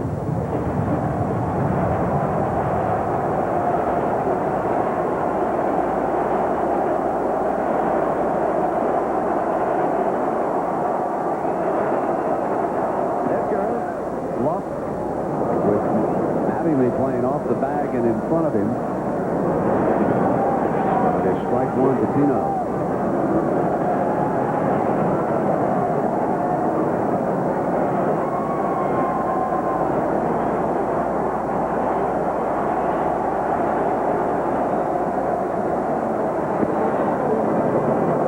Breaking ball for a strike, and it's 0-2. Yamanicki will be dictating now.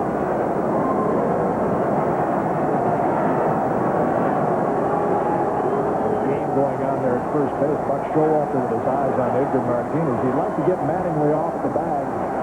He'd be surprised to see a little quick move over there.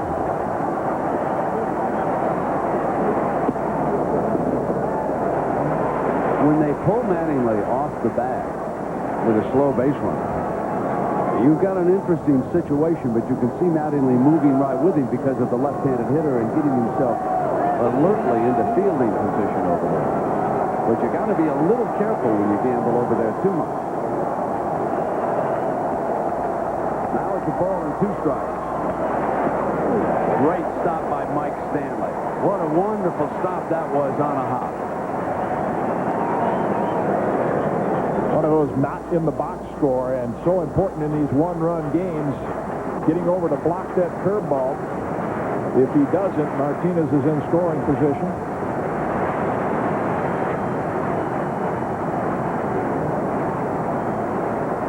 It's 2 balls and 2 strikes. 2 out. Mariners down a run.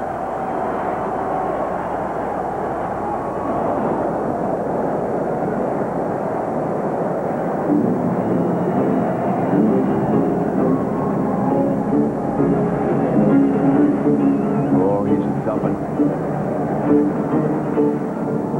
He just rubbed something on it there. Rock just got the chest protector ricocheted off. Big fella.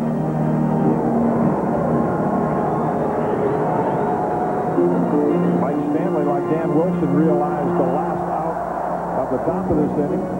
Let me go back and I might have been a little bit quick. I think the Rowe was shaken up, and looking at his facial reaction behind that mask, that may have got a little bit more skin than pad that time when it slipped up on him. 2 balls, 2 strikes now, and 2 out. Edgar Martínez away from first. Line drive towards center, but Bernie Williams has got it on the move. Couldn't find the gap. And the Mariners are scoreless, still trailing it by 1. Greg Maddux with a 7-3 lead facing Vinny Castilla. And look at this pitch. It is right over the middle of the plate. Maddux has an ERA above 7 in his postseason career. Hard to believe it's now a 7-4 game. Brent and Jim. Well, they won't die, and here we've got the captain, Don Mattingly, stepping in, and we asked Buck Showalter, what does Mattingly mean to the Yankees? The words that he says, the respect that our players have that kind of elevates everybody else's game, the defensive skills he has, the words he says to a relief pitcher, a young pitcher in the middle of the game. And this guy can swing the bat. You ask Lou who he doesn't want up there in a crucial situation. I guarantee you Donnie's a guy that will come to mind. With 2 hits tonight, after having been struck out 3 times last night by Randy Johnson. 2 RBIs. Mattingly, his first postseason action.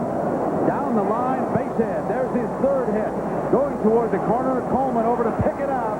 But Mattingly is in with his 2nd double, leading off the 5th. He has done it again. Not only swinging the bat well, but catching a few breaks. That was a check swing. He was trying to hold up his swing, and with Flowers off the bag, down into the corner for a double. Now Deion James in, and Flowers shortens up at 3rd base. And Kay Showalter wants to play it for 1 run and try to get Mattingly over to 3rd.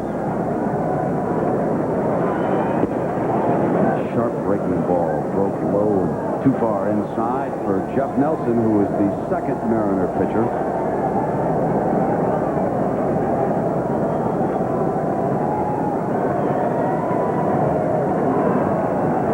Now warning lights.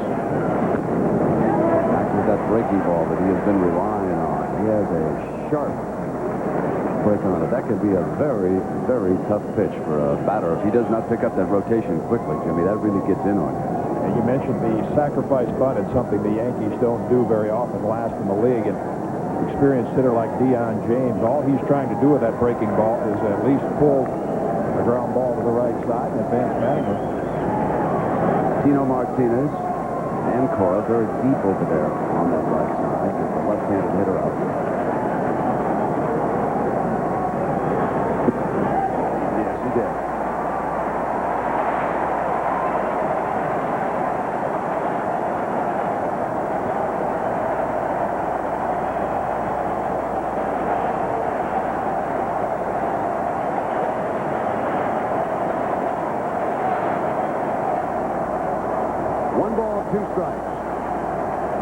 Nobody out. Mattingly on at 2nd.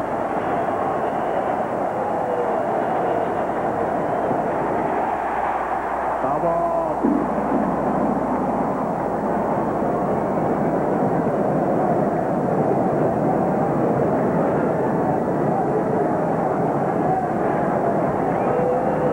There's one that Wilson wanted.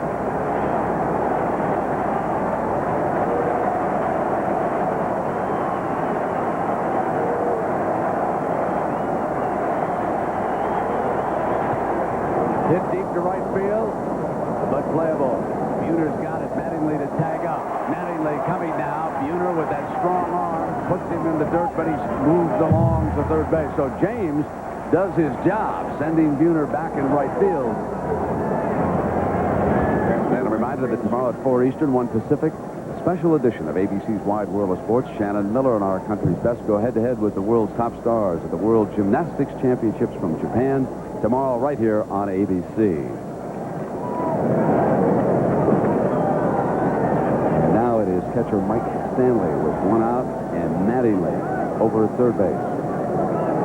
And the Mariners have bring the infield in. This is a situation the Yankees were the best team in the American League. Runner on third, less than 2 out, getting them in.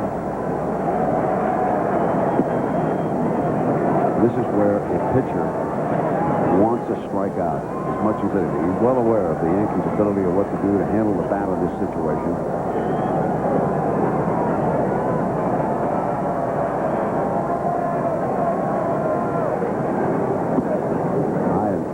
Now he's back. A couple of balls in the count. I remember talking with Lou Piniella a couple of years ago. He said, get me a team that can always get that runner in from third, less than 2 out. I'll win the pennant going away. Lou is watching his good friend. Don Mattingly lead away. Ground ball. Mattingly frees it. Won't go. Corey's got the hitter.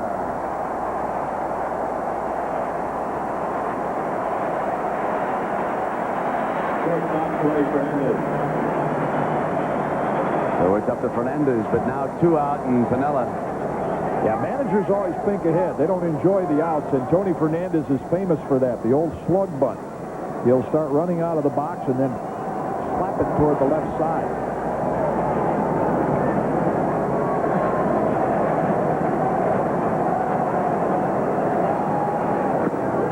Good pitch.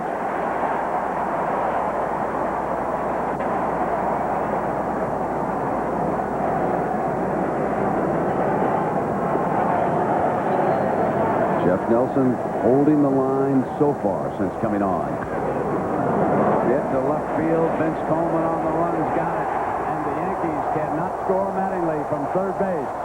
They still lead it, though, 5-4. Yankees 5, Mariners 4 in the Kingdom. Bottom of the 5th inning. They have been that so far, and indeed. Great memories, especially in the postseason that number 7 provided for Yankee and baseball fans everywhere. Jay Buhner.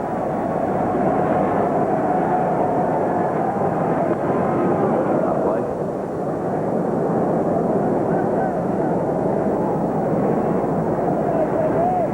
Mike Stanley evidently didn't like the zone that pitch was in, and he's trotted out to the mound. Talked to Scott Kamenicki about it. Here we are in the 5th inning, but you can see the pitchers and catchers treating almost every at-bat like it's the last one of the game.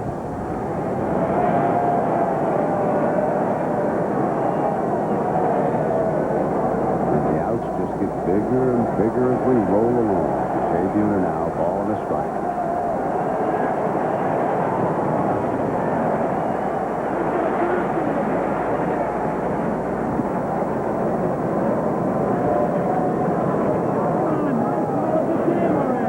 Some interesting looking fellas on the Mariner team. Little character. You watch Randy Johnson and Jay Buhner up there at the plate.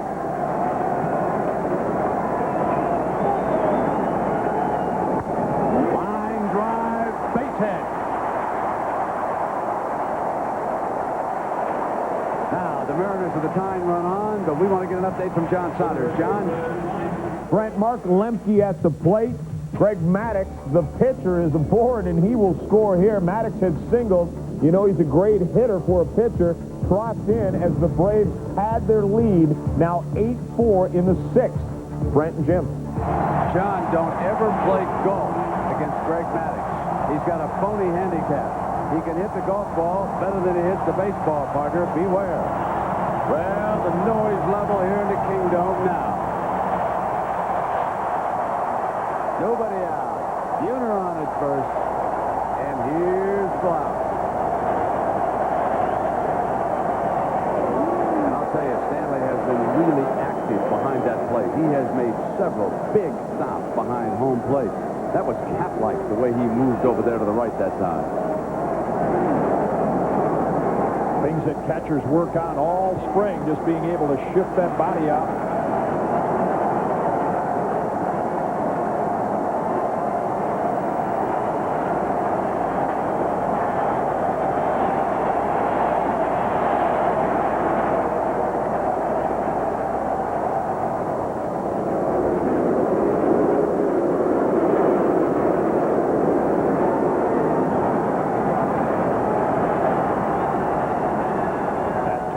indicate this could be Scott Kamenicki's last inning. He gets through it.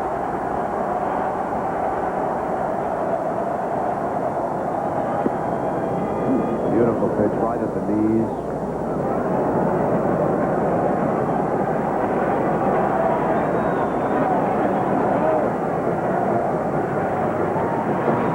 I did not want to remind Scott Kamenicki of what happened to Michigan's football team today, so I will just let that pass right now.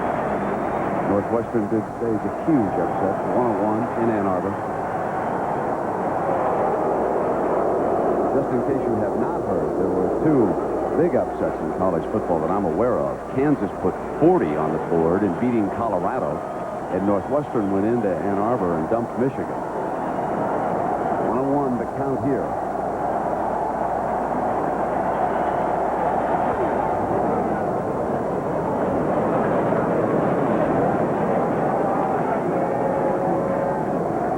Florida State, they will not call off the dogs in this one, ladies and gentlemen. They will go for the jugular against their hated rival. There is the Kansas score. That one, for me, is a stunner. It's really hard to believe. That was a great win for the Buckeyes. I mean, great. They came from behind twice in that game. And here the Mariners are trying to come from behind. 57,180 watching. 1 and 2. That is what disappoints Lou Piniella about Blowers. Strike 3. And for a time tonight, he was going to use Strange at third base, and then he changed his mind. Now, Luis Sojo comes up.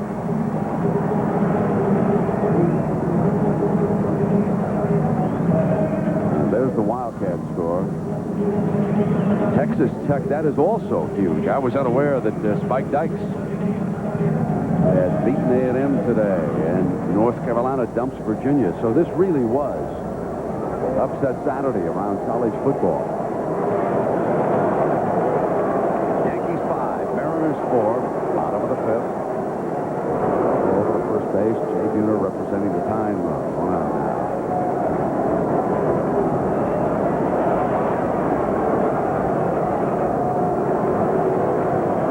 Even amidst the tension, there are some light moments.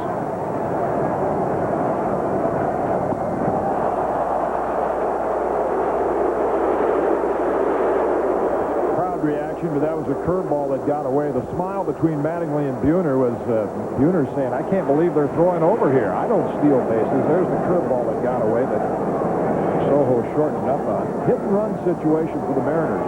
Be surprised to see Piniella try it.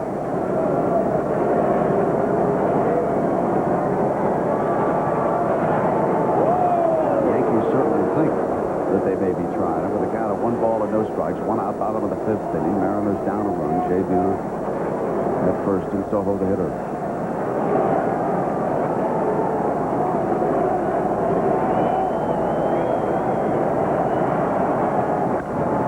Drills it. Base hit left field.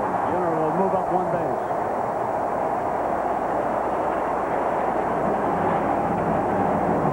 John, how about the Rockies? Any life left down there in Atlanta? Not much, at least if you're a Rockies fan. Fred McGriff, what a night. Munoz, the lefty, on to face him. He finds the hole. Grissom comes in. Lemke follows him. For McGriff, 2 home runs, 5 runs batted in on the night, and the Braves now lead 10-4 in the 6th. Brent and Jim. Jim, I think that Cincinnati-Atlanta final, the way it shapes up, could be a great championship series between those two.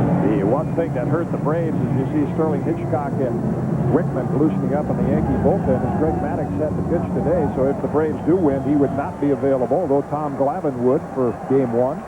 Steve Howe joining him down in the bullpen. He gave up a big hit when he came on last night. So here's catcher Dan Wilson. 1 out. Tying run on at second base is Jay Buhner. Mariners at first and second.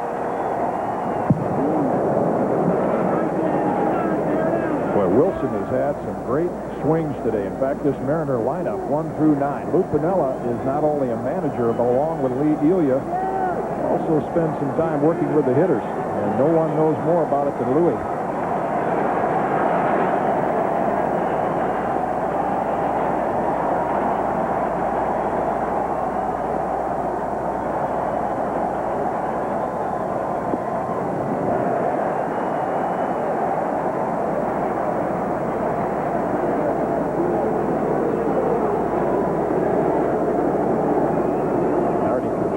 pitching coach, buying a little time.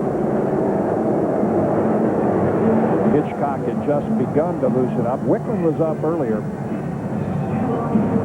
And Buck Showalter just checking down there with bullpen coach Tony Cloninger. Make sure they're both ready. Coleman up next.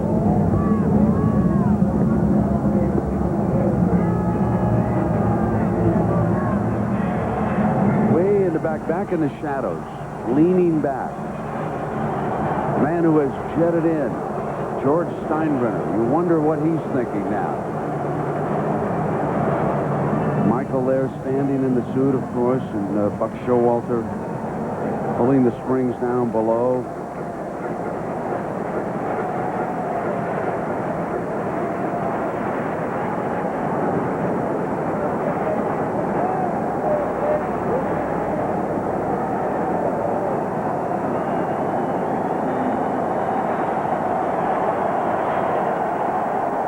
First and second. Buhner away. Now it's Wilson. It's a ball and a strike and one out. Breaking ball hit to second base. Velarde. The throw to first. Now the throw back by Mattingly. Hits it, and this game is tied. This game is tied up. Buhner trots in with the run.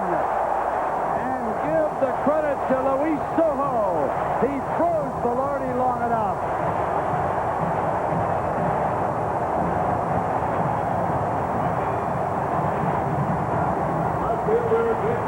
A rare infield mistake. Velarde sees he can't tag Sojo, and Mattingly's throw is offline.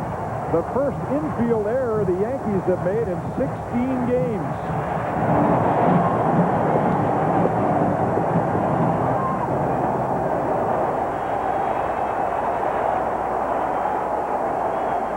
So Dan Wilson's ground out provides the drama. And it's 5-5 with Vince Coleman now stepping out.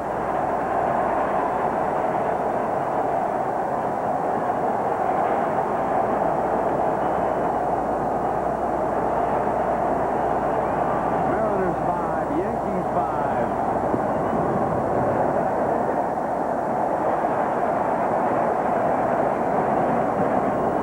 Showalter demonstrating great confidence in Scott Kamenik.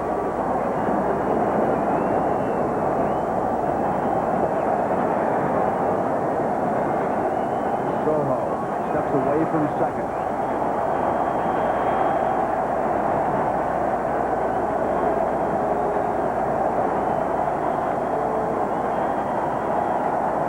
The Mariners are very good at stealing signs with base runners at second base.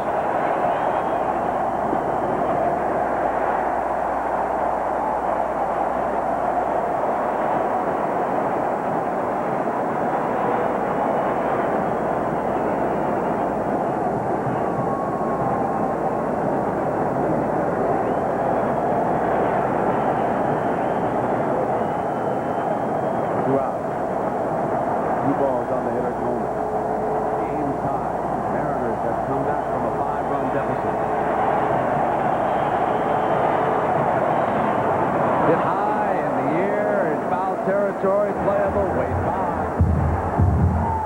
This will do it, but not before the Mariners tie the game on a throwing error by Mattingly. Tuesday night on ABC, the postseason heats up, and we begin coverage of the American and National League Championship Series. We'll have regional action Tuesday at 8 Eastern, 5 Pacific, right here on ABC. Cleveland awaits the winner of this series. We're tied at 5 in Game 4. If the Mariners win, there's a Game 5 tomorrow night, 4 Pacific time. That would make it 7 back along the East Coast. Cleveland, where all the Indian fans are. If the Yankees win this game, then they will head to Cleveland to open the American League Championship Series. Now leading it off, Randy Velarde, and then the top of the order, Wade Boggs and Bernie Williams. Struggling at the plate. Velarde will try to get it started here at the top of the sixth. Jeff Nelson has been magnificent. He's allowed 3 hits, struck out 2, walked 2, has not yet given up a run. All 5 of the Yankee runs were charged against Chris Bosio, the starter.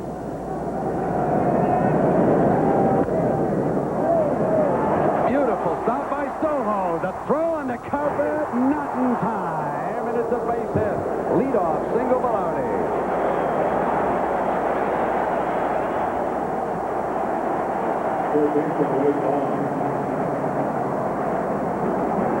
Wow, what a play by Sojo. In fact, Velarde thought it was through. He started to make his turn, and Sojo comes up quickly, and Velarde had to hustle, get back on a straight course, and just beat the throw.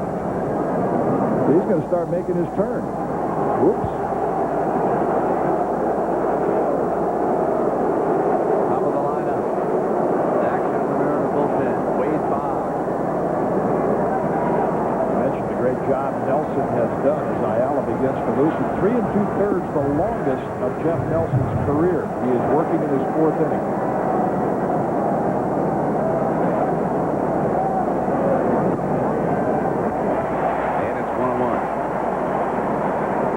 Interesting that Lou Piniella has decided to play the Ayala hand.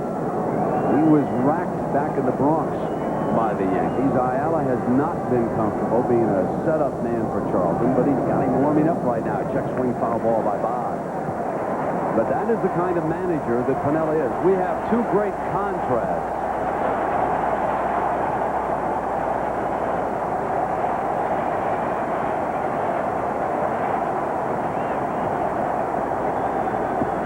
In Seattle, the Yankees at bat at the top of the 6th. They are tied with the Seattle Mariners, who overcame a 5-run deficit to tie this game in their last at bat on an infield error by the Yankees. Now the count on Boggs is 2 balls and 2 strikes. He's the Yankee leadoff hitter playing third base, and he'll be followed by Bernie Williams. Jeff Nelson is the second Seattle pitcher. Chris Bosio charged with all 5 runs, including a 2-run home run by Paul O'Neill back in the 3rd inning. So the count's 2-2, and the throw over the base runner is Randy Velarde, batting in the number 9 spot, and he singled. And here is the play. Sojo freezes Velarde. Now watch the throw by Mattingly. Ricochets off Fernandez, and Buhner, who had moved to 3rd, brought it home with the tying run. Now Boggs, and that one ball outside. Nelson wanted it. Yeah, he thought the one before was a strike. Hitters get reputations, and I think Wade Boggs got the benefit of his on the last 2 pitches. 3-2, and Wilson without turning around at all. A couple of words with the plate umpire, Rocky Rowe. Now he checks over to the dugout to see if anything is on in this situation, and the count is full with nobody out. There goes the runner. Check swing. Did he go? Yes, the throw. They've got him. It's a strikeout, throw him out, double play.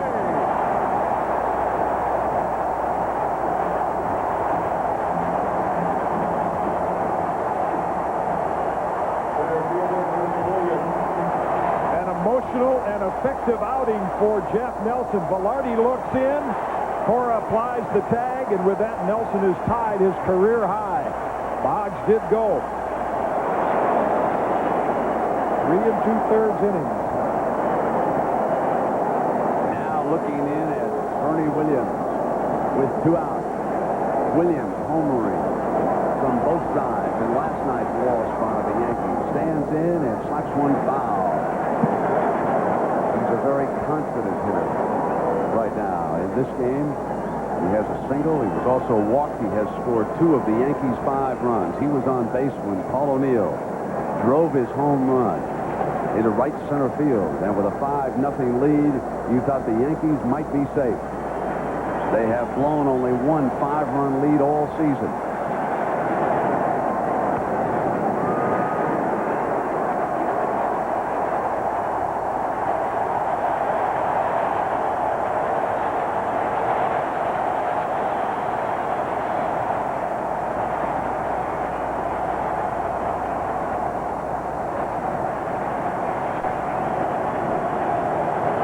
He plays it by the book. He looks at the numbers. He gambles. He'll take a chance. One of the largest crowds in Mariner history. Hoping that their Mariners force a Game 5. The Yankees hoping to wrap it up and head to Cleveland.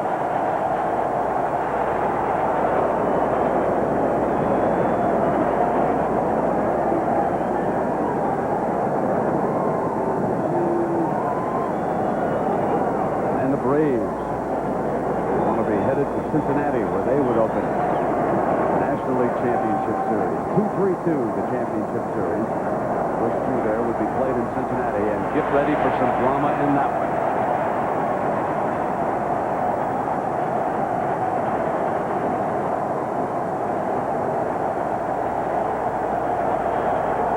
Did not waste one, and Williams stays alive.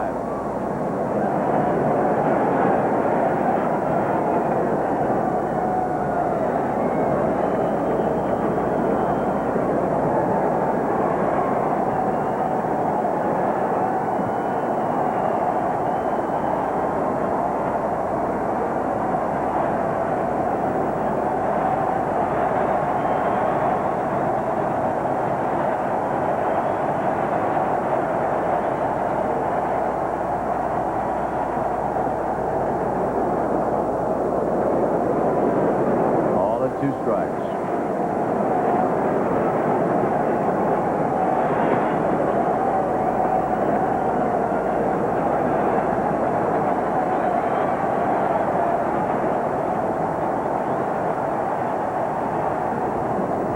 Bernie Williams in this series has been outstanding. Some of you probably have not seen the Yankee center fielder much, but he has matured into one of the brightest young center fielders in the American League. The first player in Major League history. When it happened last night, all of us jumped to the conclusion that Mickey Mantle must have done it. If not Mickey, what about Eddie Murray? Wrong on both counts. First man in history right here. 1 ball, 2 strikes, and 2 outs. Boy, that looked good. That was a good-looking pitch.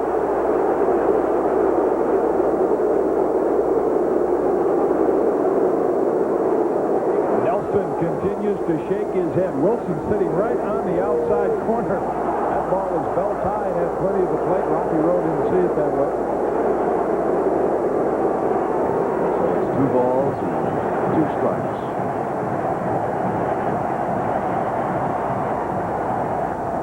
Line drive, base hit. Now the crowd booing the home plate umpire one more time as with 2 out. Williams singles, and that allows Paul O'Neill to come to the plate. So that was a huge miss, if it was a miss, behind the plate.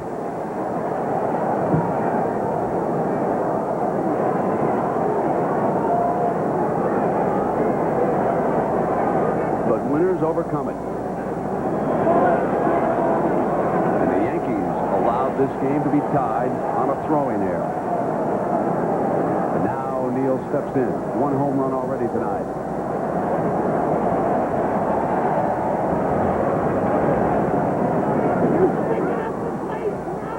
Martínez there at first base with Williams. Left-handed hitter Sojo is pulled very close to second base. Pitch out. Don't catch the Yankees doing that very often. They don't steal.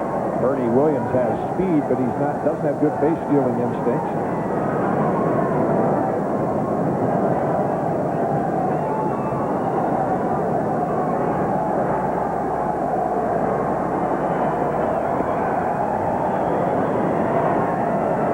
So at the end of the 7th inning, the Braves lead the Rockies 10-4. 2 at bats left, regardless of what happened. In some seasons already, hasn't it? Fans out there have a lot to enjoy from that team, which was outside. Don Baylor doing a remarkable job of managing the team. And if he had a quality of all-star closer, who knows what might have happened in that series. And here, the Yankees and the Mariners, even in Game 4, with the Yankees leading 2 victories, like in Yankee Stadium, to the one fashioned by the Mariners and Randy Johnson here last night. Johnson striking out 10 Yankees twice this week. He staved off elimination for the Mariner franchise. Look down from the top of the Kingdome with Williams on the dirt part and away, and missing on the outside. It is 3-0. He'll be hitting. He's looking down at Willie Randolph. Even while he's looking, he knows he's got the green light if he gets one in his zone.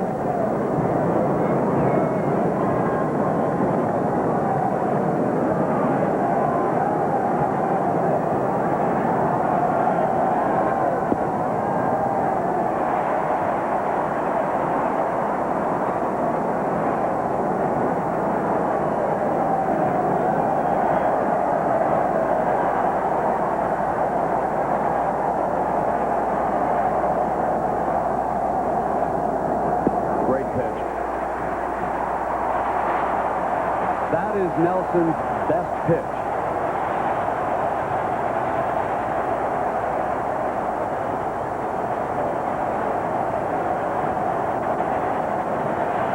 Here they come. 3-2. Got him on the corner. O'Neill not happy with the call.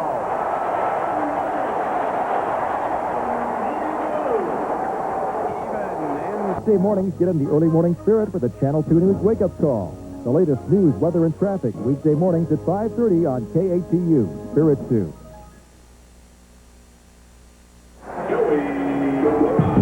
This 1995 Division Series game brought to you by Wendy's Spicy Chicken Sandwich. Get it while it's hot. MGM's new comedy, Get Shorty. And Buick at your local dealers. Remember Buick, the new symbol for quality in America. Jim Cott, I'm Brett Musburger. Nice to have you along here in the Seattle Kingdome. One of the largest crowds in the history of this franchise. They are enjoying their first postseason competition ever. And right now in Game 4, trailing the New York Yankees 2-1. They have tied things up here at 5 apiece after trailing by 5 runs. And Jim, they bring in the left-hander, Sterling Hitchcock. A starter all year, made his first relief appearance in last night's game in over a year. Surprising thing coming in to face a couple of lefties. Lefties are hitting over 300 against him. That'll be interesting to see Griffey and Tino Martínez. So now it is Joey Cora hitting right-handed against Hitchcock here.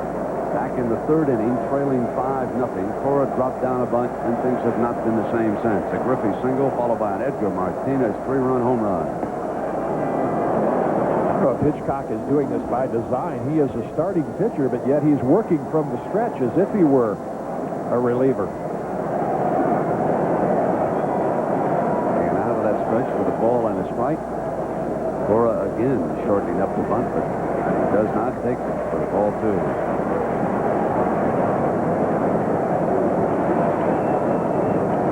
Joe Walker finishing up his contract as Yankee manager. It was surprised many of them that he has not signed an extension. The job that he's done there. Hold on in this one.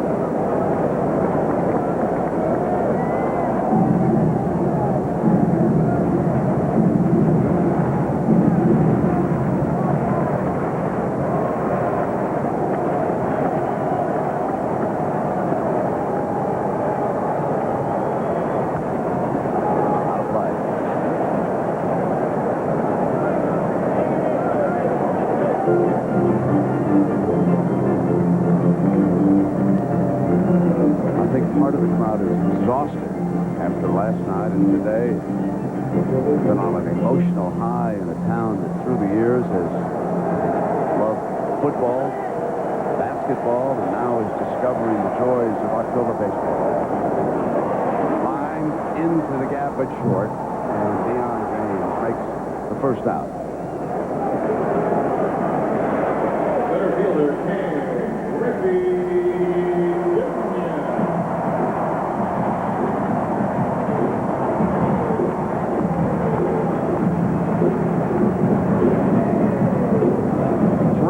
6 hits back at Yankee Stadium were home runs.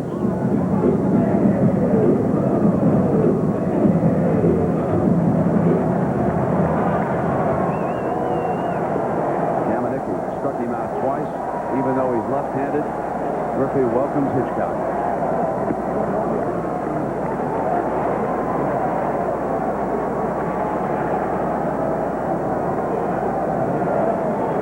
Missed almost half the season with that broken left wrist. He suffered slamming into the wall in right center field. Hit high and deep. Griffey's got it out of here. Oh, put it on the scoreboard.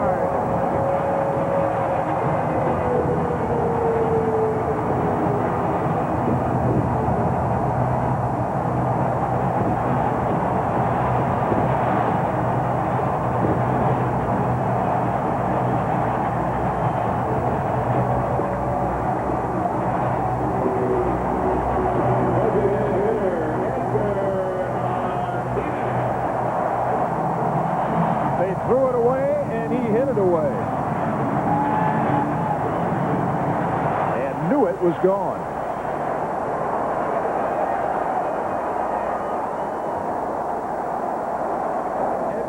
Martínez with that huge 3-run home run earlier when they were trailing by 5. And for the first time, the Mariners lead on the kid's home run.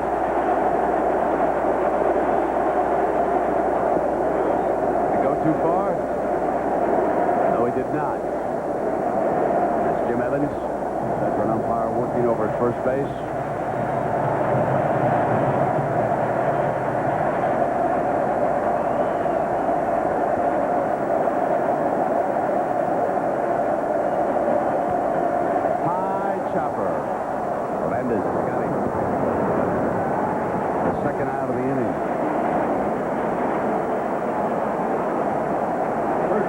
You mentioned Lou Pinella's a gambler, Brent. Bob Wickman is heating up in the Yankee bullpen. But in the Seattle bullpen, nothing. Jeff Nelson has pitched 4 innings, longer than he ever has in his career. Pinella's going to ride him for a few more outs. Talks to Bobby Cuellar. You may see Charlton even get up a little earlier. You know it, Jimmy, when you got a hot jockey, man, stick with it. And Pinella will do that. Tino Martínez.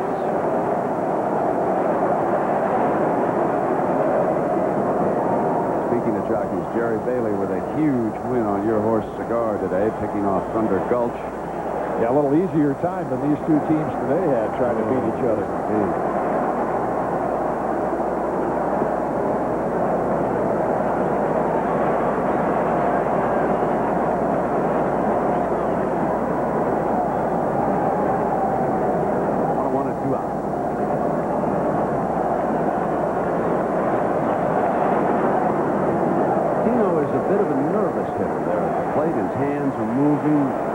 Wiggling. This is the opposite of Toronto's John Olerud, who's a very quiet hitter. Quiet hands. Some like to stay in motion. See how he fidgets and gets ready as the pitch brings the break.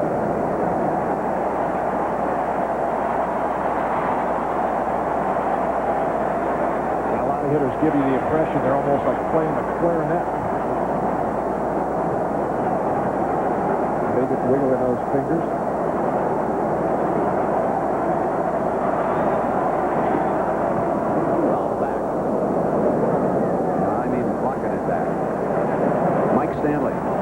Headed terrific night defensively behind home plate.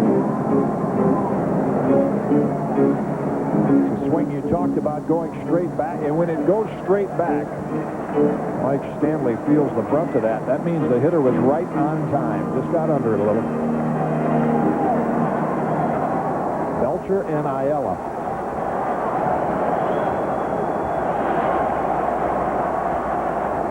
Three, 2-2.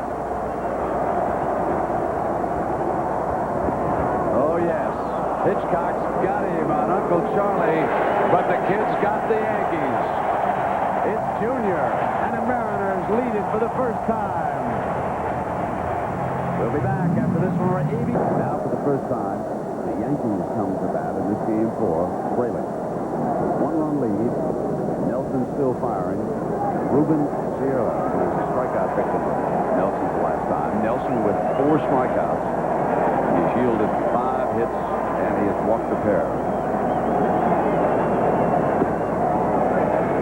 This is where Lou Piniella wishes he had one more left-hander in the bullpen.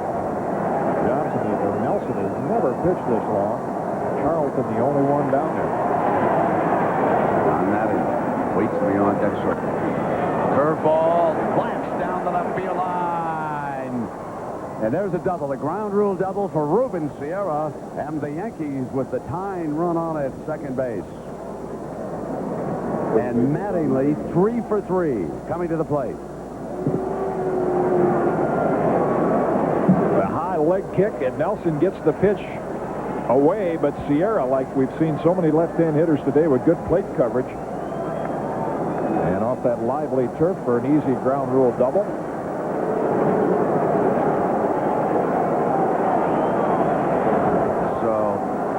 Lou Piniella coming out. Interesting to see if he'll go to Bobby Ayala. Ayala was the closer early in the year. He's pitched ineffectively. In fact, he was the only player booed in pregame introductions by Mariner fans. And Tim Belcher's an old favorite of Piniella from the Cincinnati days. Ayala on your right, who has the outstanding forkball. This could be a combination of waiting for time, and that's what it was. Nelson will get a huge ovation as Tim Belcher clutched out of the bullpen.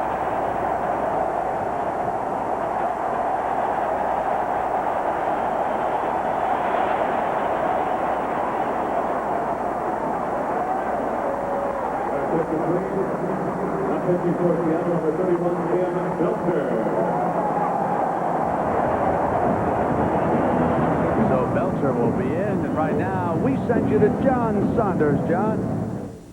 As we get the pitching change between the Yankees and the Mariners, the Braves are 1 out away from reaching the series against the Cincinnati Reds. Let's join Al Michaels for the final out.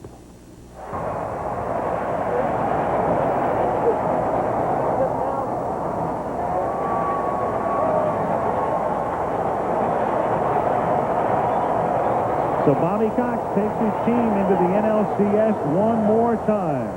On to Cincy they go, and off to Bristol, Connecticut we go. The Atlanta Braves on to meet the Cincinnati Reds in the National League Championship Series. Meanwhile, let's take you back out to Seattle, 6-5. The Mariners have the lead. Tim Belcher going to the mound. Let's join Brent Musburger.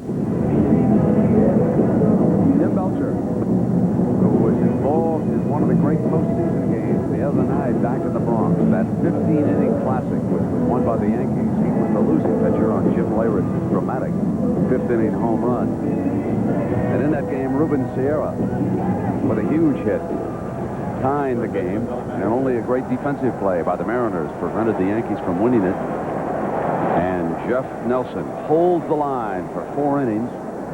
Now Belcher will come in with Sierra at second base, and Tom Mattingly 3 for 3 up for the Yankees, who are down by a run.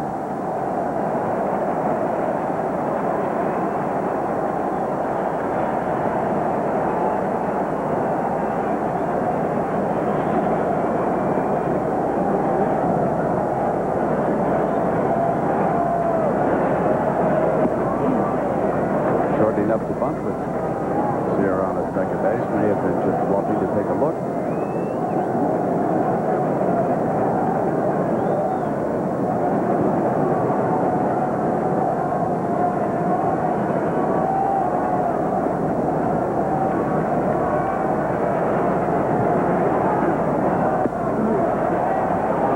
Jimmy Belcher has not had a whole lot of experience as a relief pitcher lately, but early on in his career, he did come out of the bullpen. Worked a little for the White Sox in the '93 postseason, but primarily a starter, and that's a little different mindset coming out of that bullpen. You usually like to have an inning or two to get the end of the game. Don't have that luxury coming out of the pen. High behind third, foul territory. Flowers gives chase and cannot get at it. So a reminder that Monday night here on ABC, we've got a good one for you. The San Diego Chargers showing some life despite coming off a painful loss last week against the Kansas City Chiefs, 9 Eastern time. ABC's Monday Night Football, the Chargers and the Chiefs.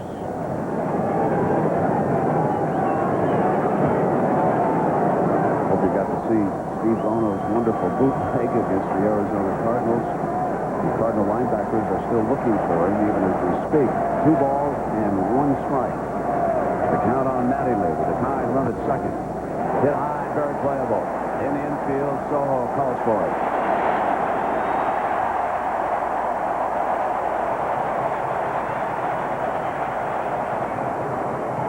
So the Mariners rallying from a 5-run deficit. Edgar Martínez started it with a 3-run homer. Griffey Jr., a solo, and then Jeff Nelson with that relief outing.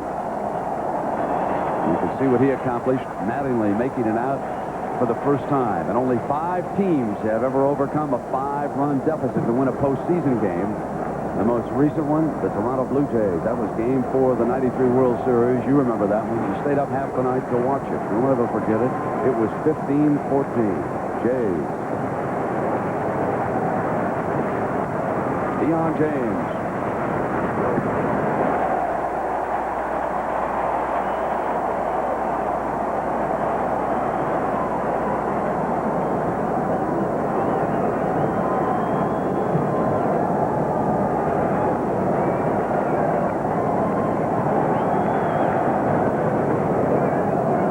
Huge job getting Mattingly. The Yankees, one of the best teams at getting men in from third with less than one out. They failed in that opportunity this game, and Mattingly didn't advance Sierra to third in that at bat. 1-1, the count on James. A little bit low.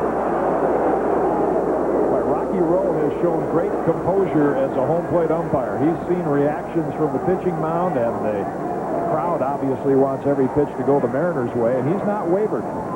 And he has allowed players, I think, to show their emotions a little bit more than they would during the season. 2-1. Rocky was in an excellent frame of mind prior to the start of this game. You know, sometimes he can be a little bit rough, but Rocky was in a superb mood. He was watching the Fighting Irish down there against the Washington Huskies and enjoying a little football. Then he put on the shin guards, said, let's go to work. 2 balls, 2 strikes now, with 1 out.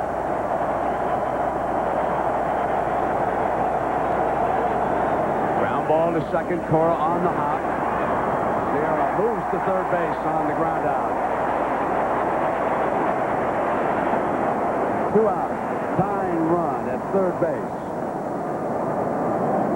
And Mike Stanley, who homered last night for the Yankees. As a matter of fact, there have been 17 home runs hit in this series. Now, that ties a record for the most home runs in any postseason series. But, folks, that's of any length. 10 by the Yankees, 7 by the M's, some of them belonging to Stanley. Yeah, we've seen a number of conversations like this from the 4th inning on. Every at-bat is taken so seriously as if it were the game's last out. And Belcher and Wilson want to make sure they know how they will approach Stanley. Fazio still out here watching his teammates. He went 2 innings, gave up 5. Now it's Belcher. Stretch from Sierra. 90 feet away from home plate. And Stanley. Set up outside, did Wilson, and that pitch from Belcher got inside.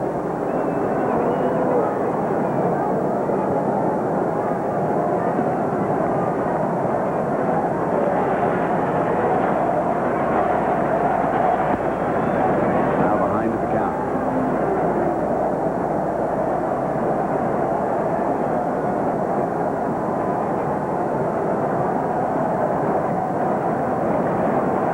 With 2 out.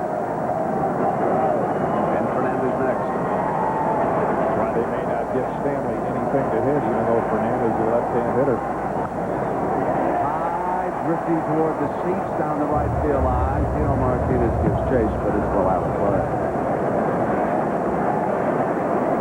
Stanley has been a better run producer. Tim Belcher really, not that you need too much motivation in these games, but he would really like to make up for what happened to him in Yankee Stadium in Game 2.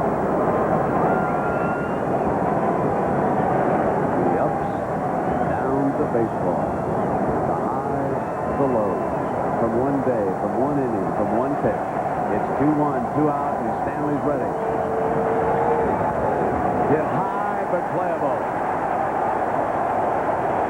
The difference is camped under it. Griffey's got it. Mariners still up.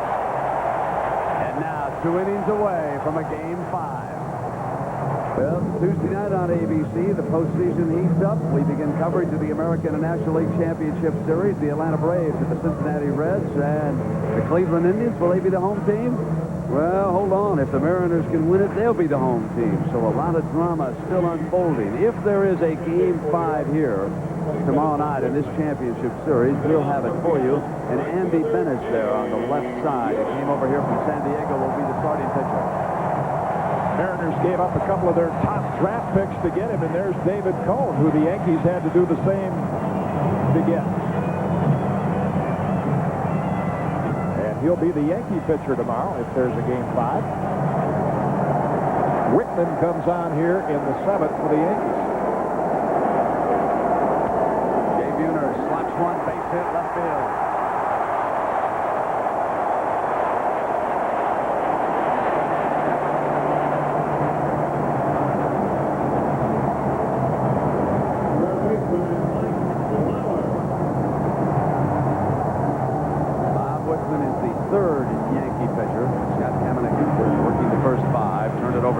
Hitchcock, who gave up the home run to Griffey. You look for Mike Flowers to do some damage, but he's called on to sacrifice earlier in the game. This would be a situation where Piniella, you would think, would try the same thing to get an extra run. Now Flowers with Buhner away from first. It's amazing that they have paid as much attention to Jay Buhner as Vince Coleman here. Well, that's Buck Showalter's managing style. Of course, one reason why is that Vince Coleman hasn't been on first base tonight. But otherwise, you get the point, ladies and gentlemen.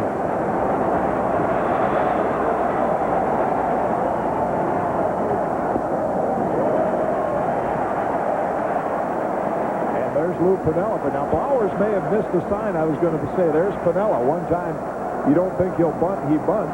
This time, you would think he would, and he may have missed the sign. Sam Perlazzo, the third base coach, running down to tell him about it. Deep in the corner and out of view of Buck Showalter. Lou Piniella. Now Flowers. Foul. 1-1. Wickman's a low ball pitcher, as you see Buhner nodding. He's got the sign. You got a low ball pitcher you can make contact with. It's also a good hit and run situation. Flowers did send O'Neill to the wall earlier in this game. The Yankee right fielder making a nice catch out there. Popped it foul, and now there are 2 strikes, and Flowers so far has not done the job.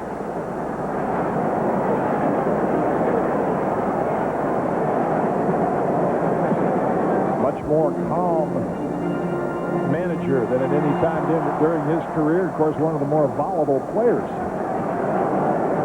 Sitting back enjoying it.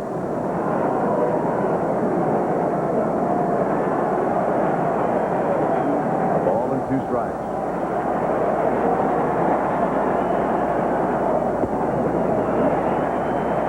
He was not indicating the 2-strike bunt, was he?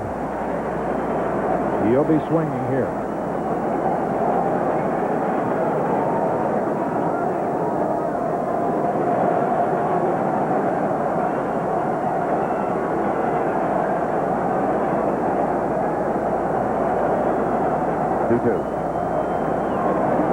And now Woodson steps away.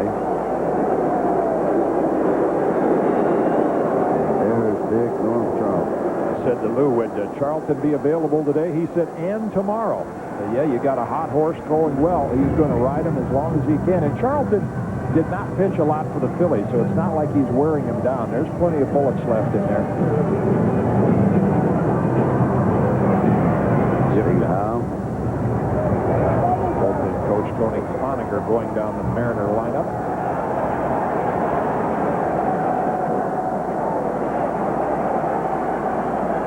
Flowers steps back in. Mariners 6, Yankees 5, bottom of the 7th. And again, Stanley quickly moving outside and showing how good a defensive catcher he is here.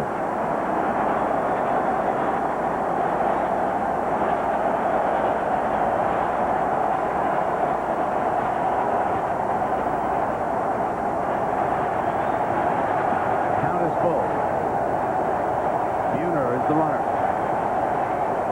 Flowers the hitter. Wickman comes second. Out of play.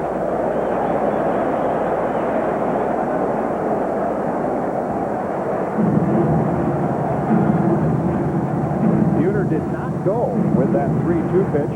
Piniella not wanting to risk the strikeout throwout.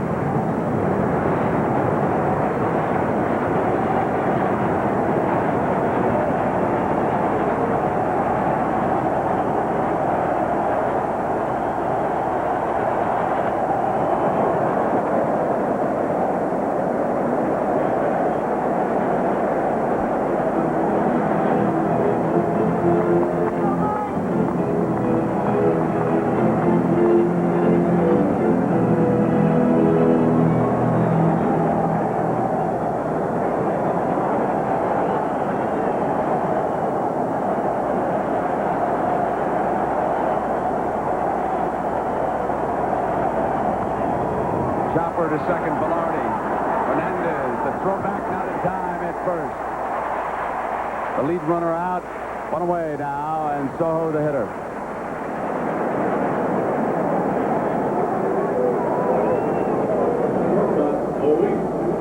There are not many.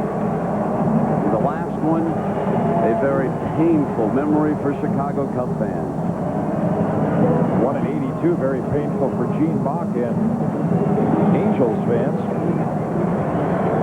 That was Harvey's Wallbangers, the Milwaukee Brewers, 1982.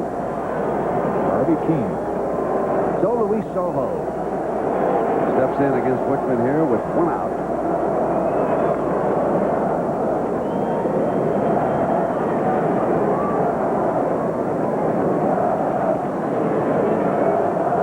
He's had some week. You look at the perfect night and got that double down the right field line off Langston to put the Mariners in the division series. And he's just keeping shortstop warm for young Alex Rodriguez, who is over on the Mariner bench and who will inherit that spot come next season. But right now, Luis Sojo is trying to help the Mariners get into that championship series against the Indians. They must win this and again tomorrow.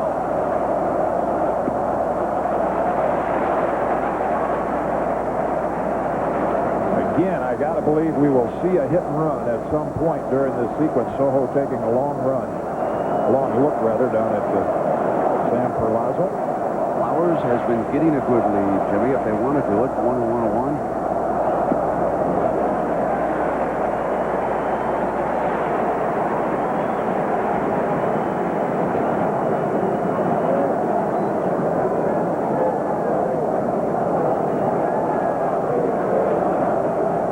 More tobacco is chewed in October than any month of the year.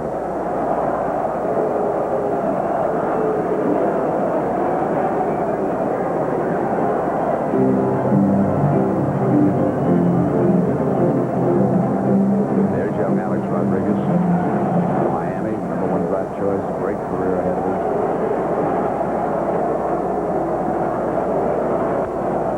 Hit to right field, O'Neill drifting in under it. And there are two out with catcher Dan Wilson coming to the plate.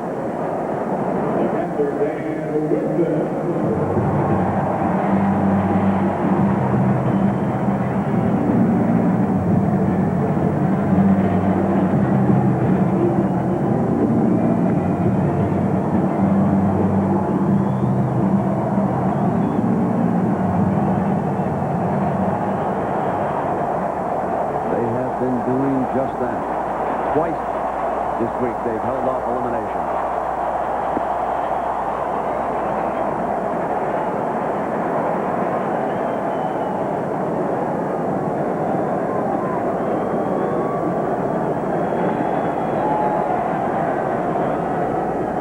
Piniella probably not wanting to lead off the next inning with Wilson. He'll take his chances.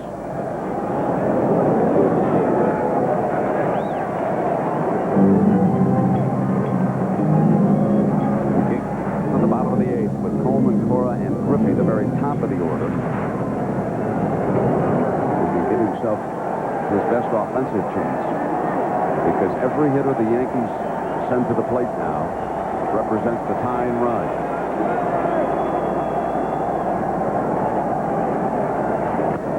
Broken bat. Mattingly's got it.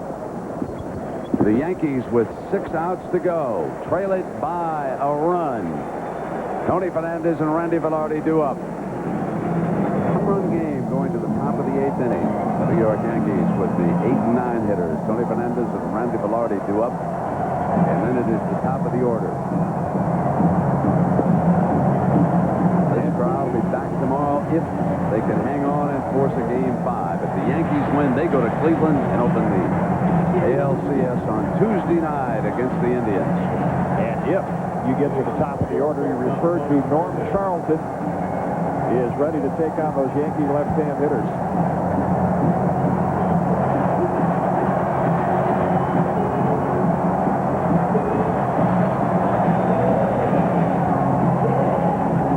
Here is the MCI proof positive 3 Zelnicki, the Yankee starter.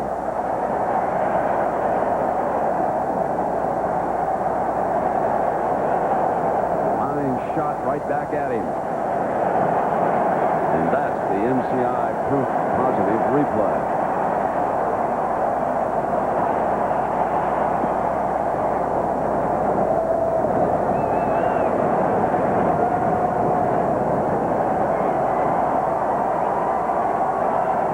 Fernandez now, 1 ball.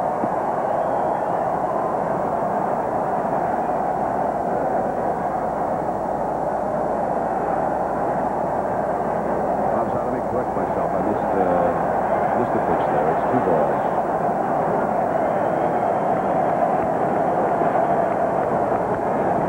Check swing. Sojo in quickly, 1 out. And the Mariners are 5 outs away from Game 5.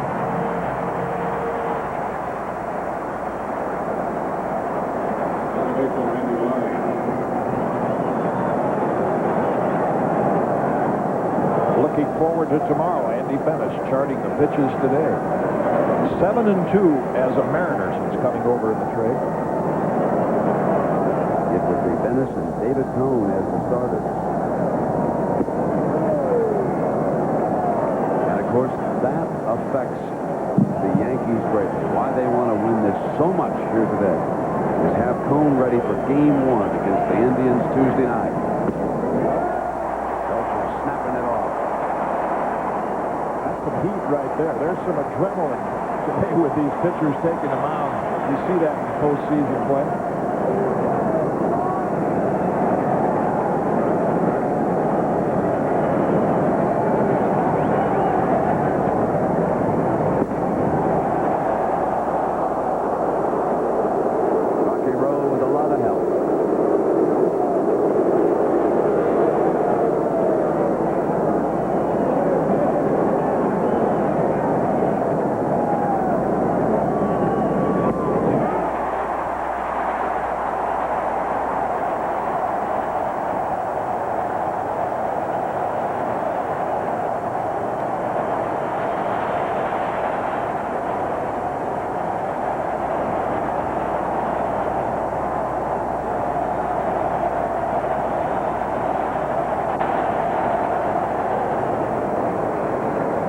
The double latte concession tomorrow to get these fans ready for Game 5. I mean, they've got to be exhausted.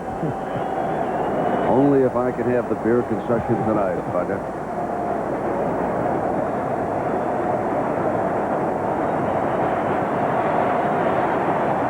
Two.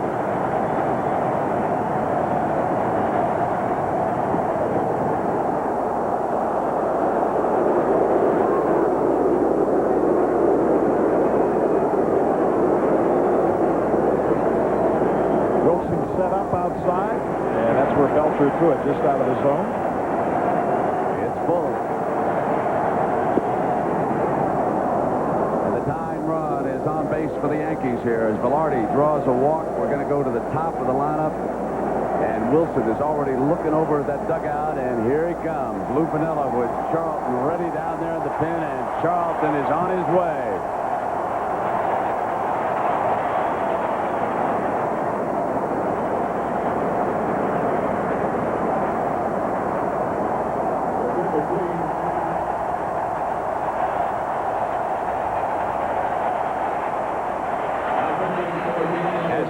Gets ready. Let us take a look at some upcoming ABC programming. Count on with baseball. It will always in the postseason bring you those final inning moments, the drama that you're going to remember, the great confrontation between pitcher and hitter, the tension reflected on the faces of the players, the managers watching, everybody concentrating. Mariners must win to stay alive. The Yankees need a win to have Cone ready, and Blackjack McDowell, who went with some strong innings last night, figures to get better with his next outing, which would be against Cleveland. Wade Boggs ready to come on now against Charlton. A hitter like Boggs and a pitcher like Charlton, Boggs may elect to go early.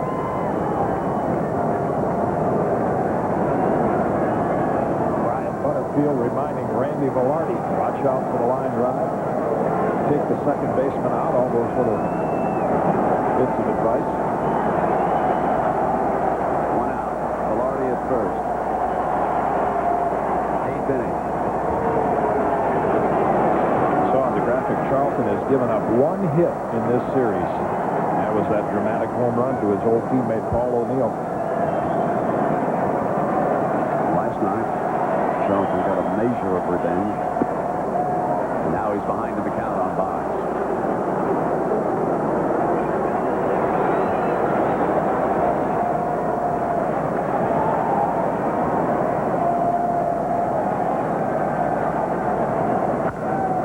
Base hit. And the tying run moves up to second base. And now coming up, Bernie Williams, who will turn around and try it right-handed. He homered from both sides of the plate last night. And this is the side Williams has more power, on the right side.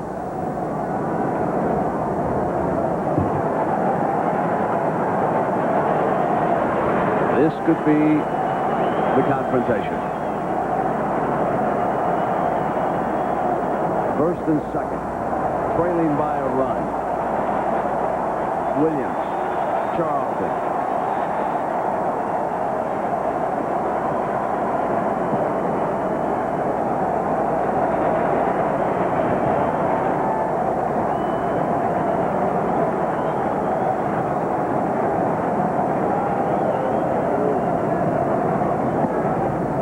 And Charlton has not brought his sharp control into this yet.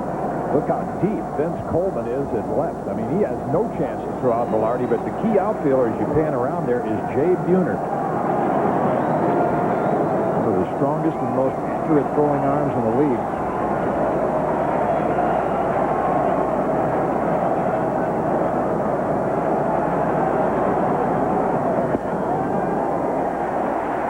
Got the pitch. Williams thought it was a little bit too low.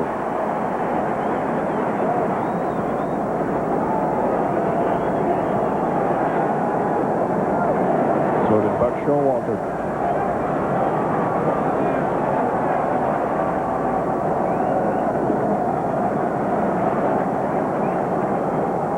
Velarde's away from second, and now Williams asked for time. Now we'll settle back in.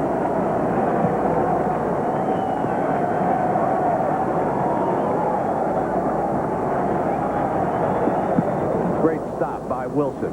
Prevents Velarde from moving up to third base. Dropping down and blocking that ball. The drill they teach all young catchers. Yeah, Charlton threw him about a 57-foot forkball. And look how Wilson gave up his body. He wasn't interested in catching the ball, just keeping it out in front, prevented the runners from advancing. So the former goalie shows you his style in the nets. And now Charlton will come back to work. He is not sharp. 2-1.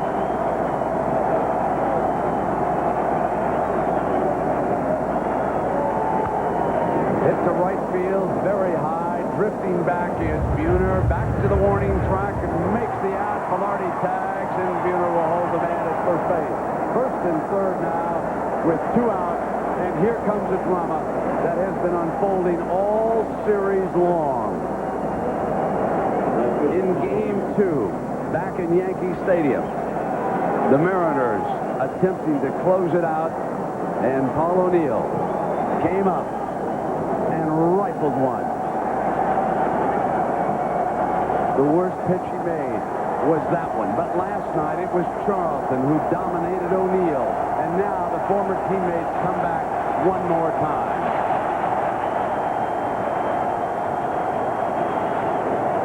Velarde is on at third, remember. And Charlton jumps ahead.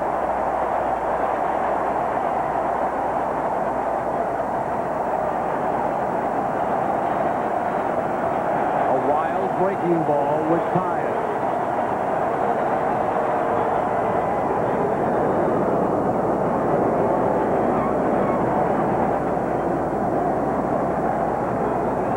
Wilson checks the dugout. He's been getting a lot of help throughout this game.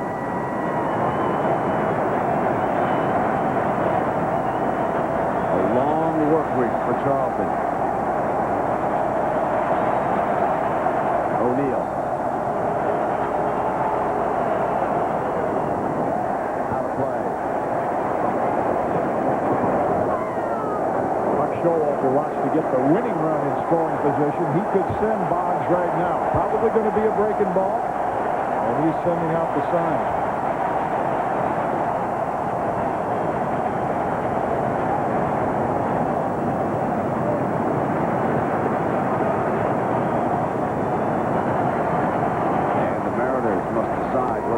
Throw through on a ball.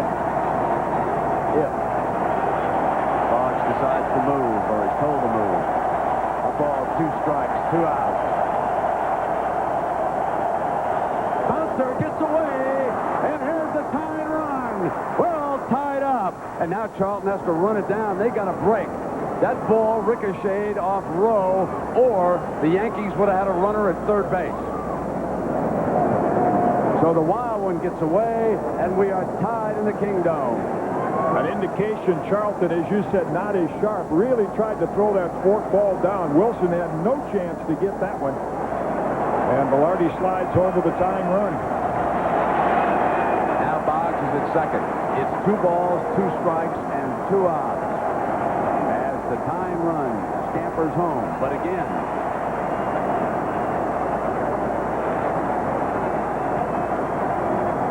another one, but this one is blocked.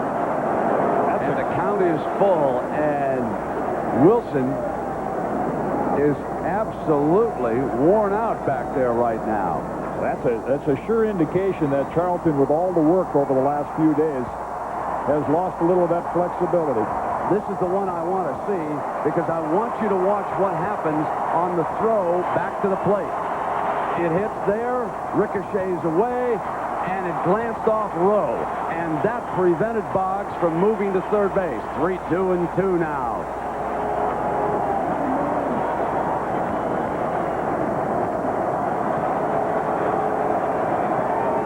Another one, and he's got it stopped, and he has walked O'Neill, and now Ruben Sierra and Lou Piniella and the Mariners must be thinking about Charlton and his control problems right here.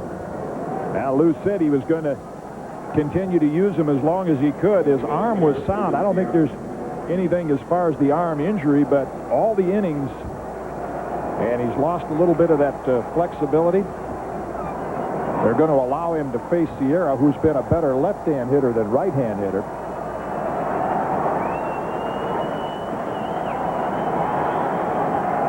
Boggs, the go-ahead run, on at second. Deadlocked at 6. 2 outs here in the 8th.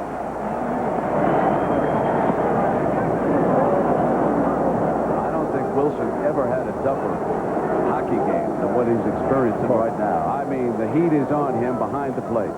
And Charlton doesn't want to leave it up in the zone. He doesn't want to take a chance on hanging one, so he's going to keep on throwing him down near the knees. He desperately needs a winger to break out and set something up at the other end. Get the pressure off.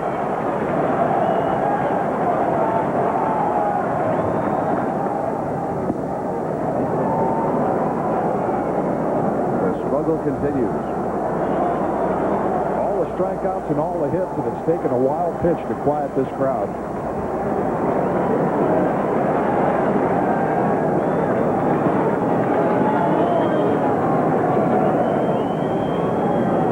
Looks like they all left.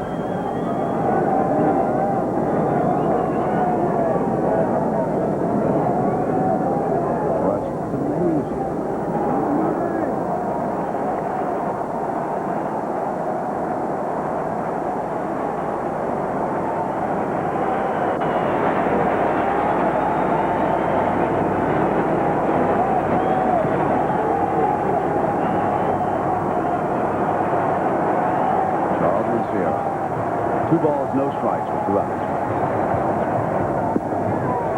And now it goes to 3-0, and clearly Charlton doesn't have it here today.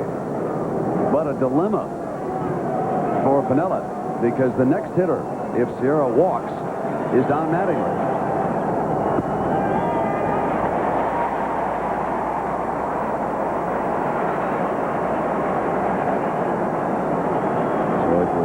6 straight balls before he finally threw a strike. Now Sierra's ready. Fouls one away. The count is full.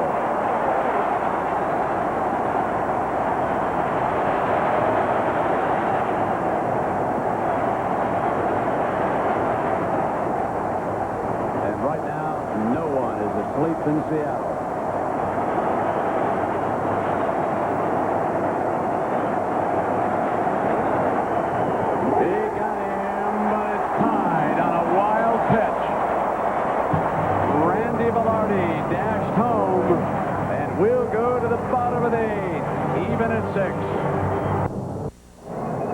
Buck Showalter has just decided to go with his closer, John Wetland.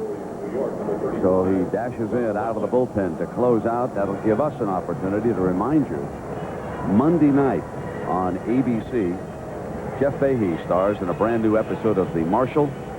And then we'll have our Monday night football game.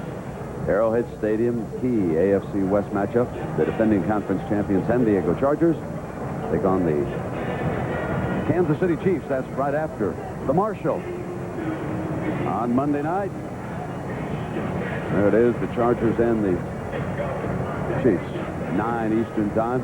Real indication, Brent, that Buck Showalter wants to be able to save David Cone for tomorrow and avoid Game 5. You don't often bring your closer into a tie game, but Wetland is in, and he has been spectacular in September. But there's a confrontation coming in this inning that happened a month and a half ago. And the Mariners, in fact, in this series, they have defeated the Yankees 10 times this year.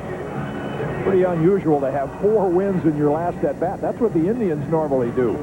But here we are in that same setup, and one of those, of course, was the dramatic home run that the kid hit, his first ever home run to end the ball game. And we're going to see that again in this inning. Wetland will face Griffey. Lou Piniella talking with his bench coaches.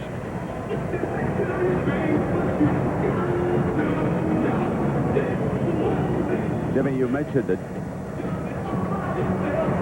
And as Wetland finishes his warm-ups, let's take a look at it. This is the one in the Kingdome when the Yankees had come back in a wild game, 2 out. August 24th, that ended it.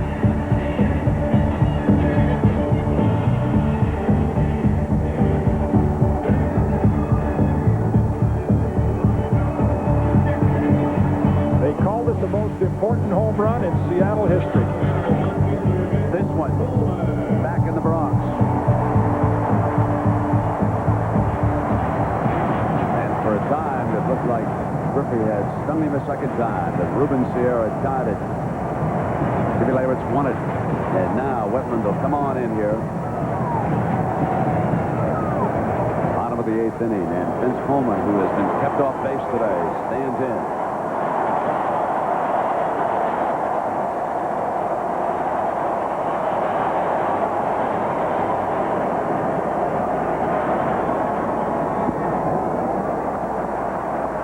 Threw it hard. It just sailed on him.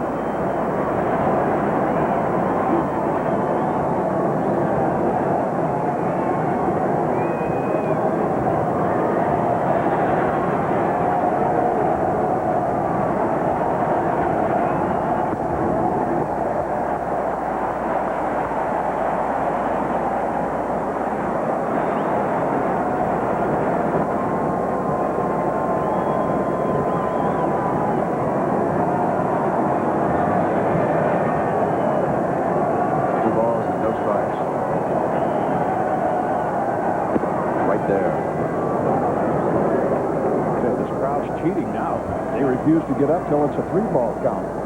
First 7 innings, they were up every pitch. Exhausted. An emotional roller coaster from watching TV out of the Bronx to this. Now, 3-1 to the leadoff hitter, Vince Coleman.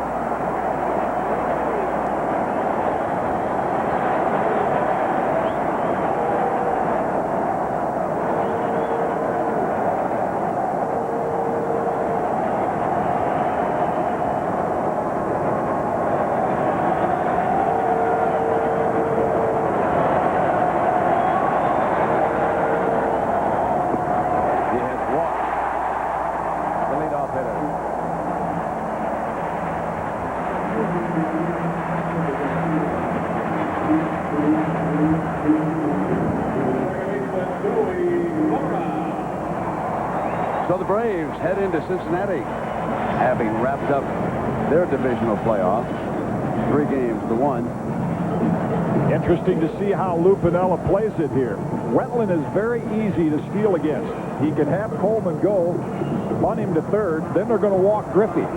So if he uses the bunt, you're going to take the bat out of the kid's hands. But you'll leave it in Edgar Martínez's hands. Joey Cora now.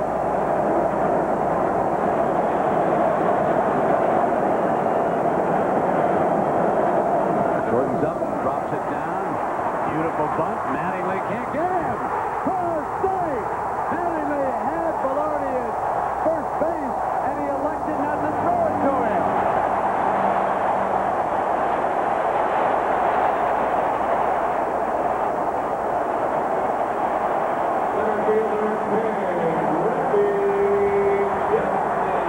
A perfectly placed bunt, and you rarely see Don Mattingly make two defensive miscues like he has today. Cora, in going around the tag, injured his hip in the process, but for the Mariners, well worth it.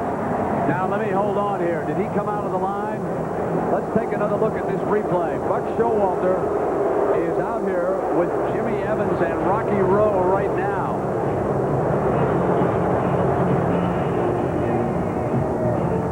You can see where Cora ran out of the line, but the upper part of his body may have hung inside that retaining wall. See, the feet are right there. The left shoulder may be inside the line. And Buck Showalter satisfied with the answer he got. Here it comes, ladies and gentlemen. And in the bottom of the 6th inning, with the game tied, Hitchcock. And the kid tagged one. That was the difference until the Yankees tied it. And now Griffey is back up, and there is no place to put him. That's how important that play was at first. You must pitch to Griffey now with runners on at first and second and nobody out.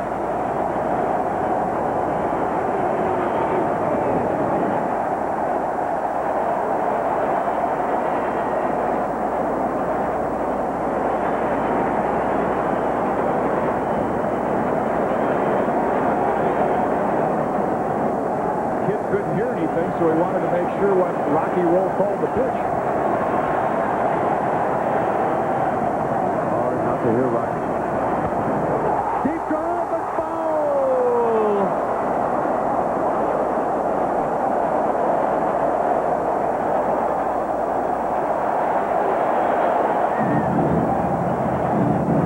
They said in September the timing wasn't quite there after the wrist injury, but it sure is in October.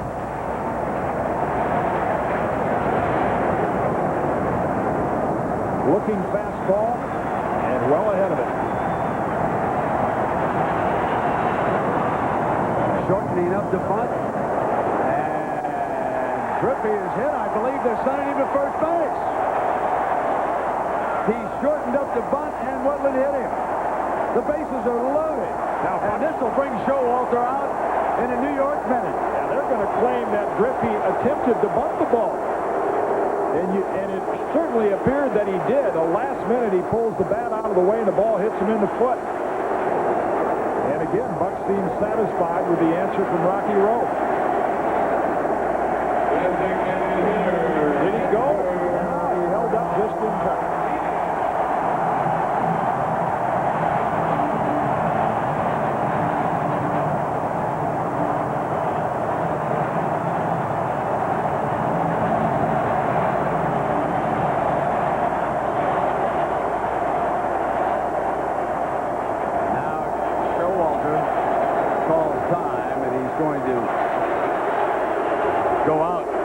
Talk to Wetland, and at the same time, I think he's going to order somebody to get up and get loose. He may want Gerald Williams to come in and play left field. Deion James is out there right now. Also going to talk a little bit with the infielders. shouting the instructions to Velarde. I think I see Gerald Williams down in that dugout dashing for a glove. And I think you were right on, Jimmy. Here comes Gerald. Now, you want a stronger throwing arm. Deion James in there for his left-hand bat.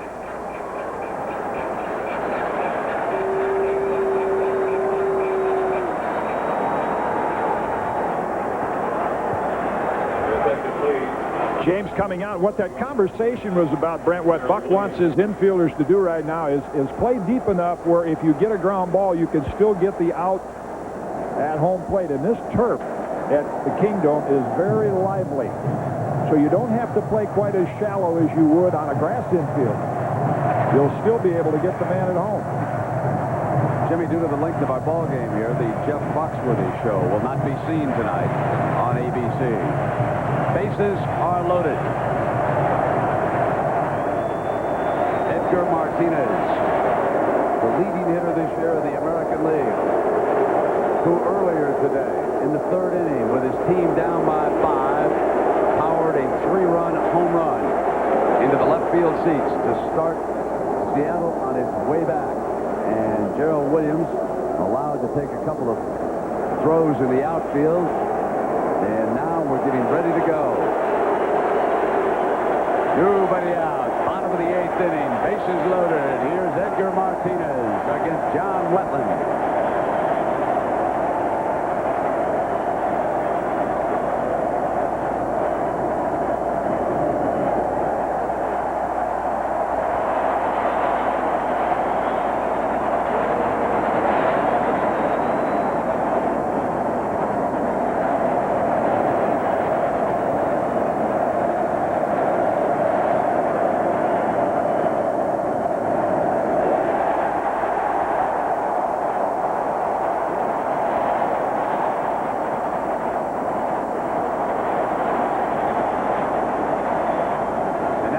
Move his middle infielders back.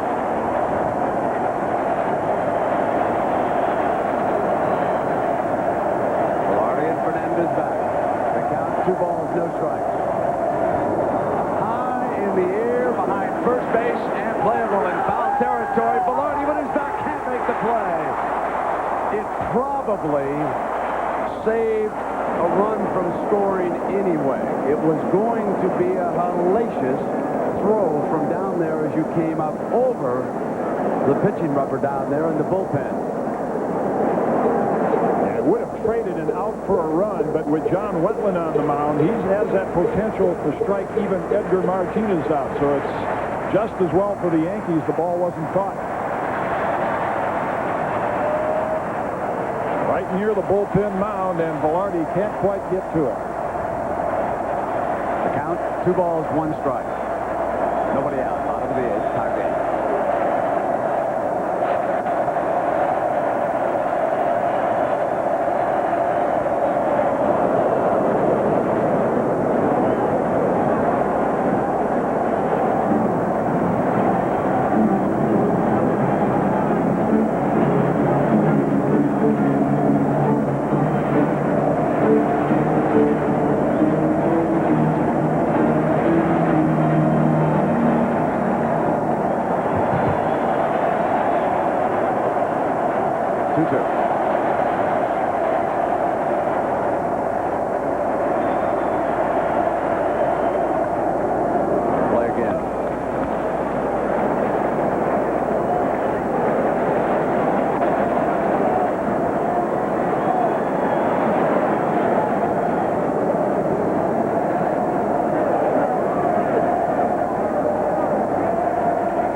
Like the calmest guy in the park.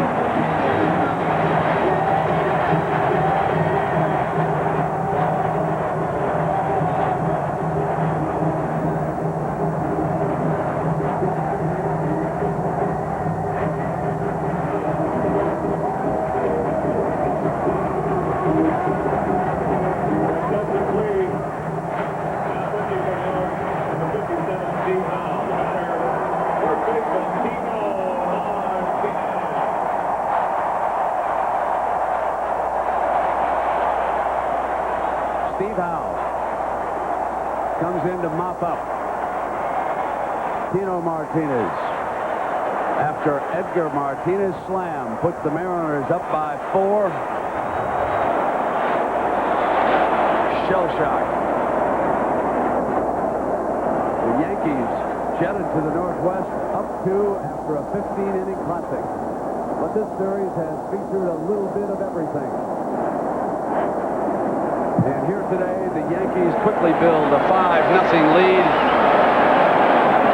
But the Mariners refuse to die.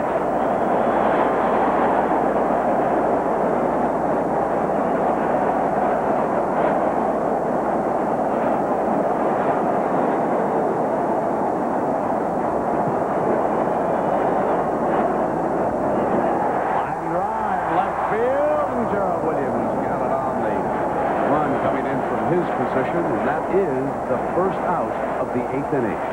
Brent, I've been thinking, this wild card's bad for baseball. Just doesn't create any excitement. Unbelievable.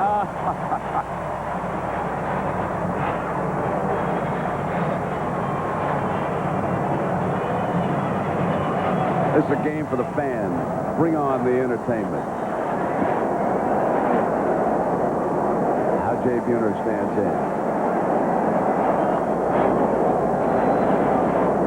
That's been their battle cry. You see those signs all over Seattle. Got as many of them as Starbucks coffee stands. Refuse to lose.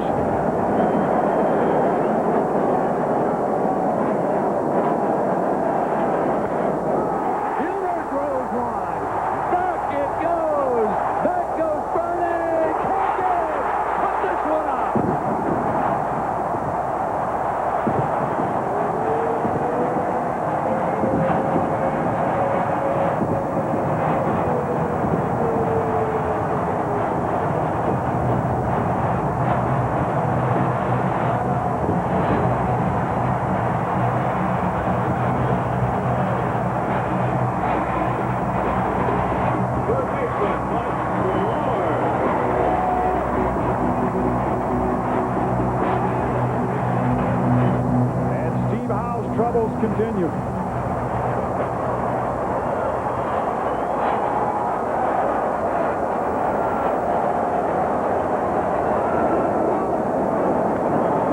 Flowers drills one. Fernandez slickly fields it on the throw. Safe at first. Wow. Jim Evans looking right there. Did Mattingly lose the handle? Here comes Showalter. It's a 5-round lead, but that is a remarkable play by Fernandez. Unbelievable throw, and it appeared to be right there. Evans must have thought Mattingly pulled his foot off the bag. Look at what he gets on that throw, throwing against his body. No, he was out. Oh, no question. That's a bad call by Jim. Well, fortunately for Jim Evans, it didn't happen in a 1-run ball game. Clearly out. Here's the dilemma that Showalter faces. The man he's down there with is going to be, as it now appears, behind home plate tomorrow night. Now, how do you want to leave your relationship? And Buck says, well, that's enough. I'm going to go on back right now. But clearly, mistake is made.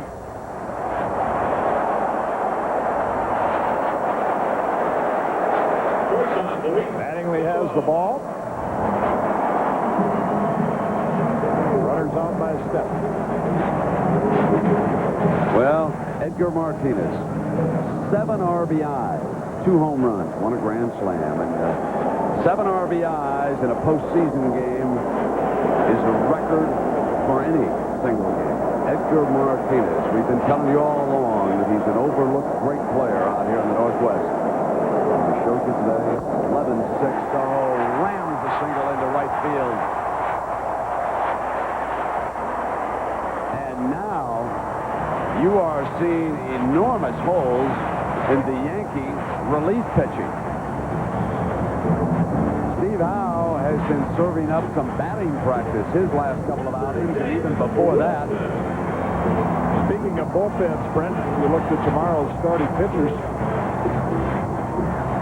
the Mariners now with this comfortable lead. Lou Piniella, even though Bobby Ayala has really struggled lately, it looks like he may trust him with the 5-run lead, or at least 5-run lead in the 9th, and save Charlton for tomorrow.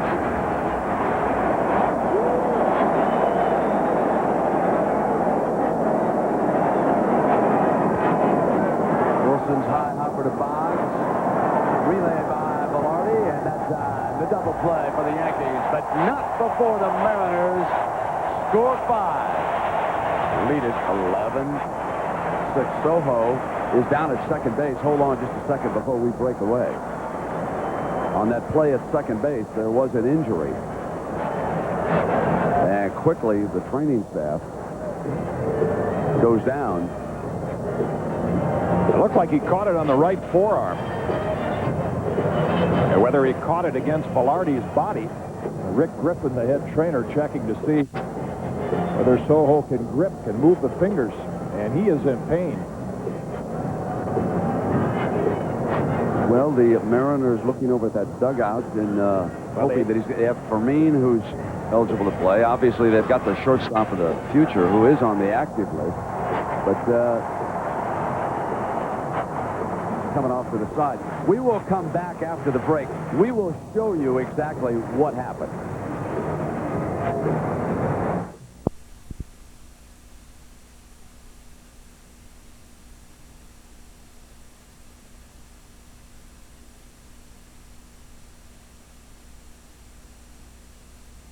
'86 rookie card. This is what happened down at second base as Soho was coming in.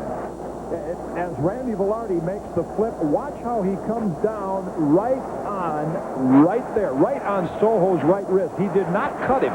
Didn't get him with the spike, but boy, it looked like it was hanging limp coming off. You see him right there. Big blow for the Mariners. So Fermin moves in to play shortstop. Felix Fermin, utility infielder for the Mariners. He'll be out there at shortstop. Don Mattingly, the hitter here, taking a strike. Norm Charlton is still in, and there's Fermin, who now must step in, and if there's anything seriously wrong with Soho, that's the biggest start of his career. Mattingly drives one into right field.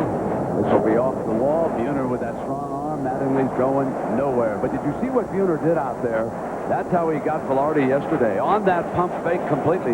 He was waiting to see if Mattingly might not take too big a turn at first. And now we're going to have a pitching change. Watch Buhner out here in this outfield play. Yeah, he comes up and then up. He catches his foot. Doesn't probe. Yeah, the hand is for Charlton. We'll see what the reaction to Ayala will be.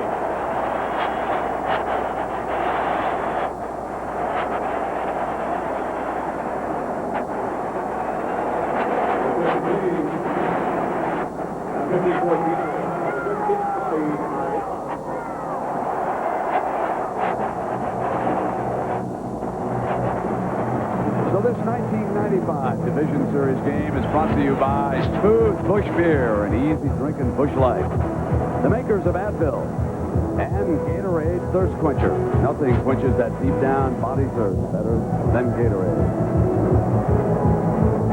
Top of the 9th inning, 11-6. Don Mattingly with his 4th hit is over at first base.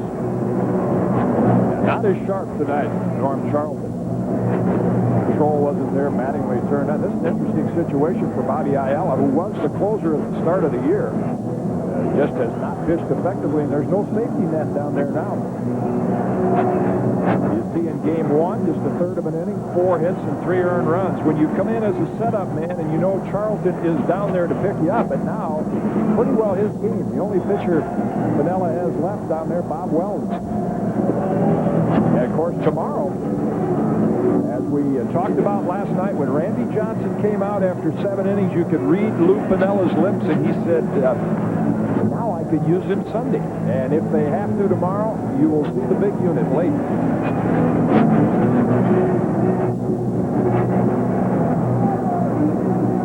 So our genuine Chevrolet player of the game, we don't even have to peek. You all know, ladies and gentlemen, a postseason record, 7 RBIs, Magnificent hitting again from Edgar Martínez. A 3-run homer when they were down 5. A grand slam homer when they were tied. You can't hit any better than that. I don't care who you want to go back and look at. That's unbelievable hitting. Down 5, a 3-run homer, and tied, a grand slam. And here's our first look here in Seattle at Darryl Strawberry with Edgar watching, and the crowd aroused by this with Mattingly on at first. Who's hitting for Ruben Sierra, the 3-swing Darryl Strawberry. Deion James had gone out, remember. I think I said Sierra obviously is not batting for him. It's Gerald Williams that he has come on here to hit for. And what about Strawberry and what he has done for the Yankees? Well, he came over here with the idea of maybe being a designated hitter, but the Sierra trade has nullified that. The Yankees stuck with 2 designated hitters. Darryl hasn't had a lot of playing time. High hopper. They'll settle for the second out. Wow. Joey Cora elected to take that as the first out and the second man, is what I meant to say. I was kind of surprised when he didn't go for the lead man. It's a conservative play. Cora's got plenty of time, but he has been bothered this year by a little of that Steve Sax syndrome. Kind of afraid he's going to throw the ball away. You know, he takes a lot of time and then sings it hard to the first baseman. Took no chances at second.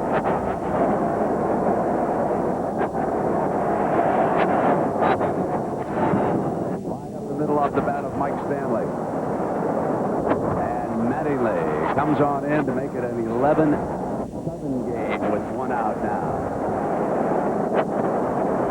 So the Yankees are still alive and kicking here in Seattle. Bobby Ayala, who has been struggling. And so immediately they go back to the bullpen. Bill Risley, the hard-throwing right-hander who gave up back-to-back home runs last night. And then in the background, Bob Wells. That's the only 2 Piniella has left.